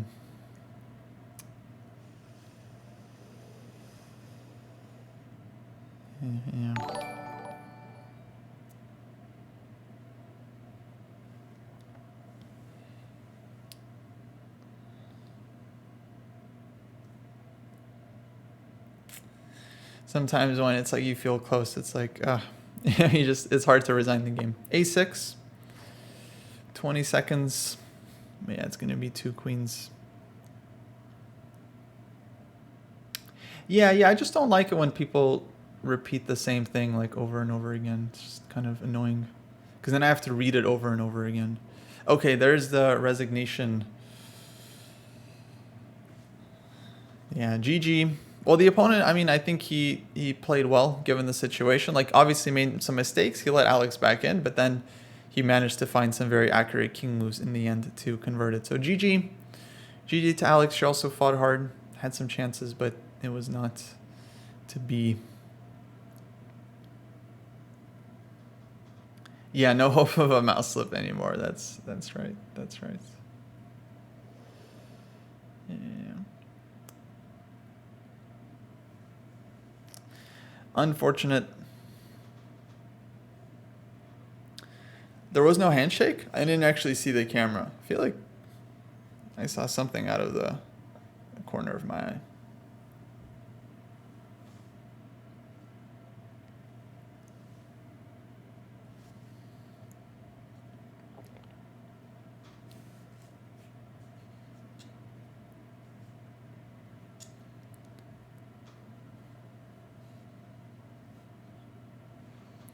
No, I saw it.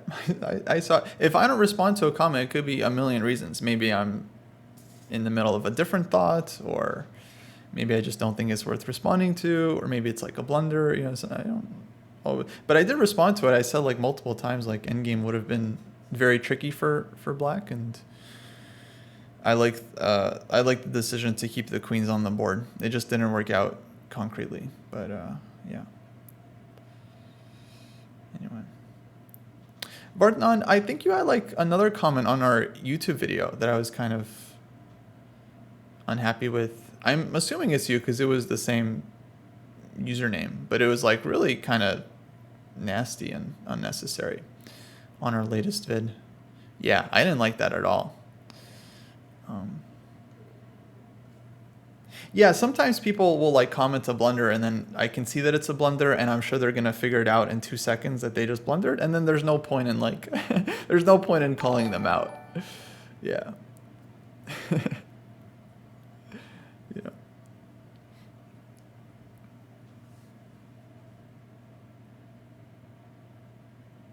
Okay, let's get the headphones in. I think we might be able to soon. And yeah, we'll get to hear her thoughts on the game. I'm sure she's disappointed, but hopefully not feeling too terrible about it.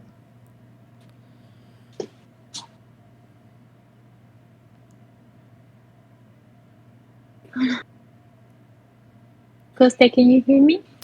Hey, how's it going? Oh, I think you are muted. I'm still muted. Hello, how's it going? Don't know. Sorry about your game. Yeah, I know it was tough, but you were very close. I mean, it was very close at the end. Yeah, I don't know if that sacrifice it was okay. I think it was the best for me. I didn't like.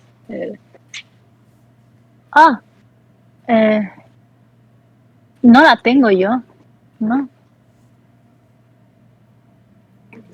No, 26. ¿Y la 25? Ella. Ana. ¿Ana? Sí.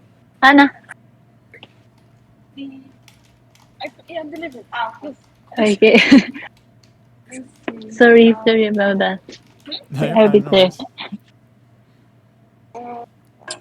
Yeah, I don't know if that rook sacrifice was okay or not, but I didn't like how he was like pressuring me slowly. So I saw knight check, but I was hoping he didn't see it and he saw it. Yeah. No, I mean it's a good fight. I think you definitely no for sure you had chances. I mean the game was extremely messy later on, but yeah, probably he could have played better as well. But that I mean that's why you take risks and you put pressure because it's not easy to find the right moves. You know, so Yeah.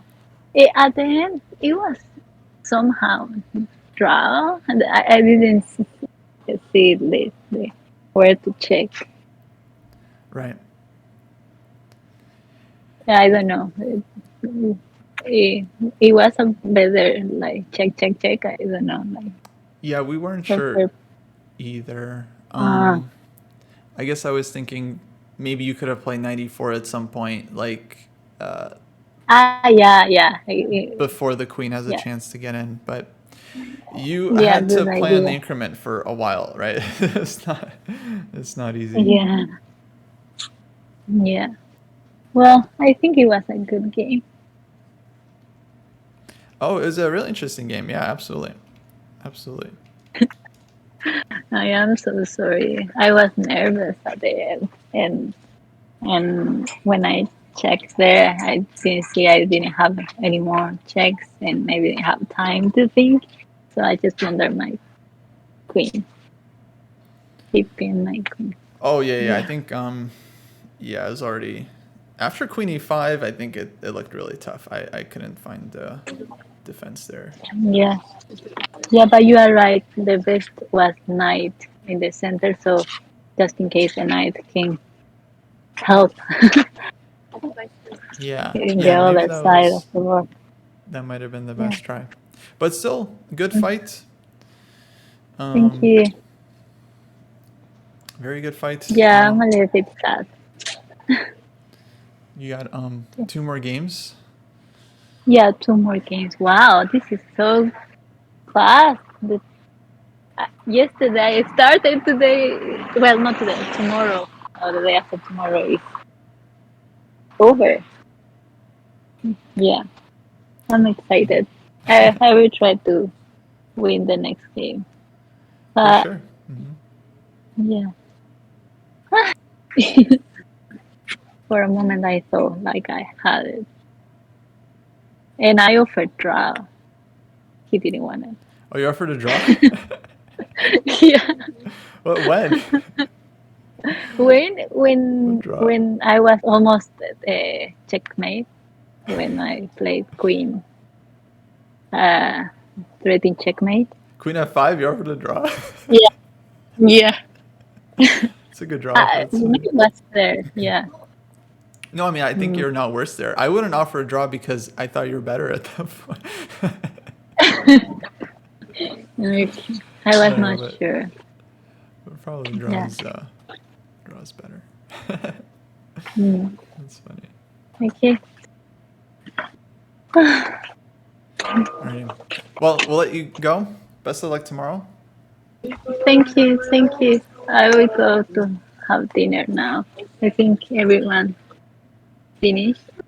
Anna is there speaking with Great. her chat. Anna won, right? I She won. we were Yeah, watching a she bit. won. That's good. Yeah. That's good. Yeah, thank you. Thank you everyone for watching. Thank you for subscribe and the gift early in the morning. I didn't see it. Thank you. Thank you. Thank you, Kostya, too. Yeah, absolutely. Have a good one. We'll see you tomorrow. See you tomorrow. Bye. Bye Bye. bye. See you. Thank you.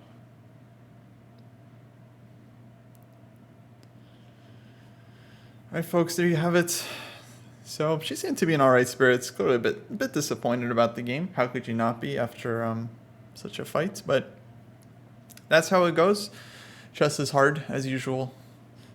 But yeah, two more rounds tomorrow for Alex. She's now on 3 out of 7. My guess is she plays down tomorrow will win, and then she'll play up in the last round. So her games start at 10 a.m. and 5 p.m. Central European time, which is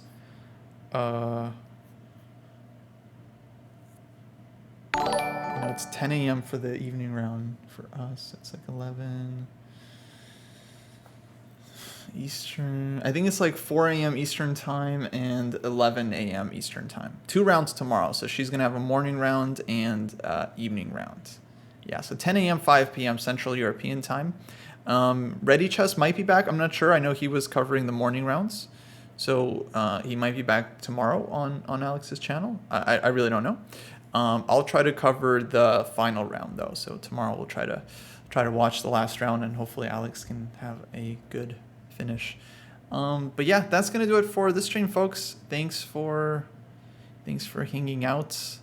I'm gonna go down to St. Louis Chess Club in a bit, get some food, and then we're gonna start watching the round 6, U.S. Juniors, U.S. Seniors, second half, the U.S. National Championships. Yeah, folks, thanks for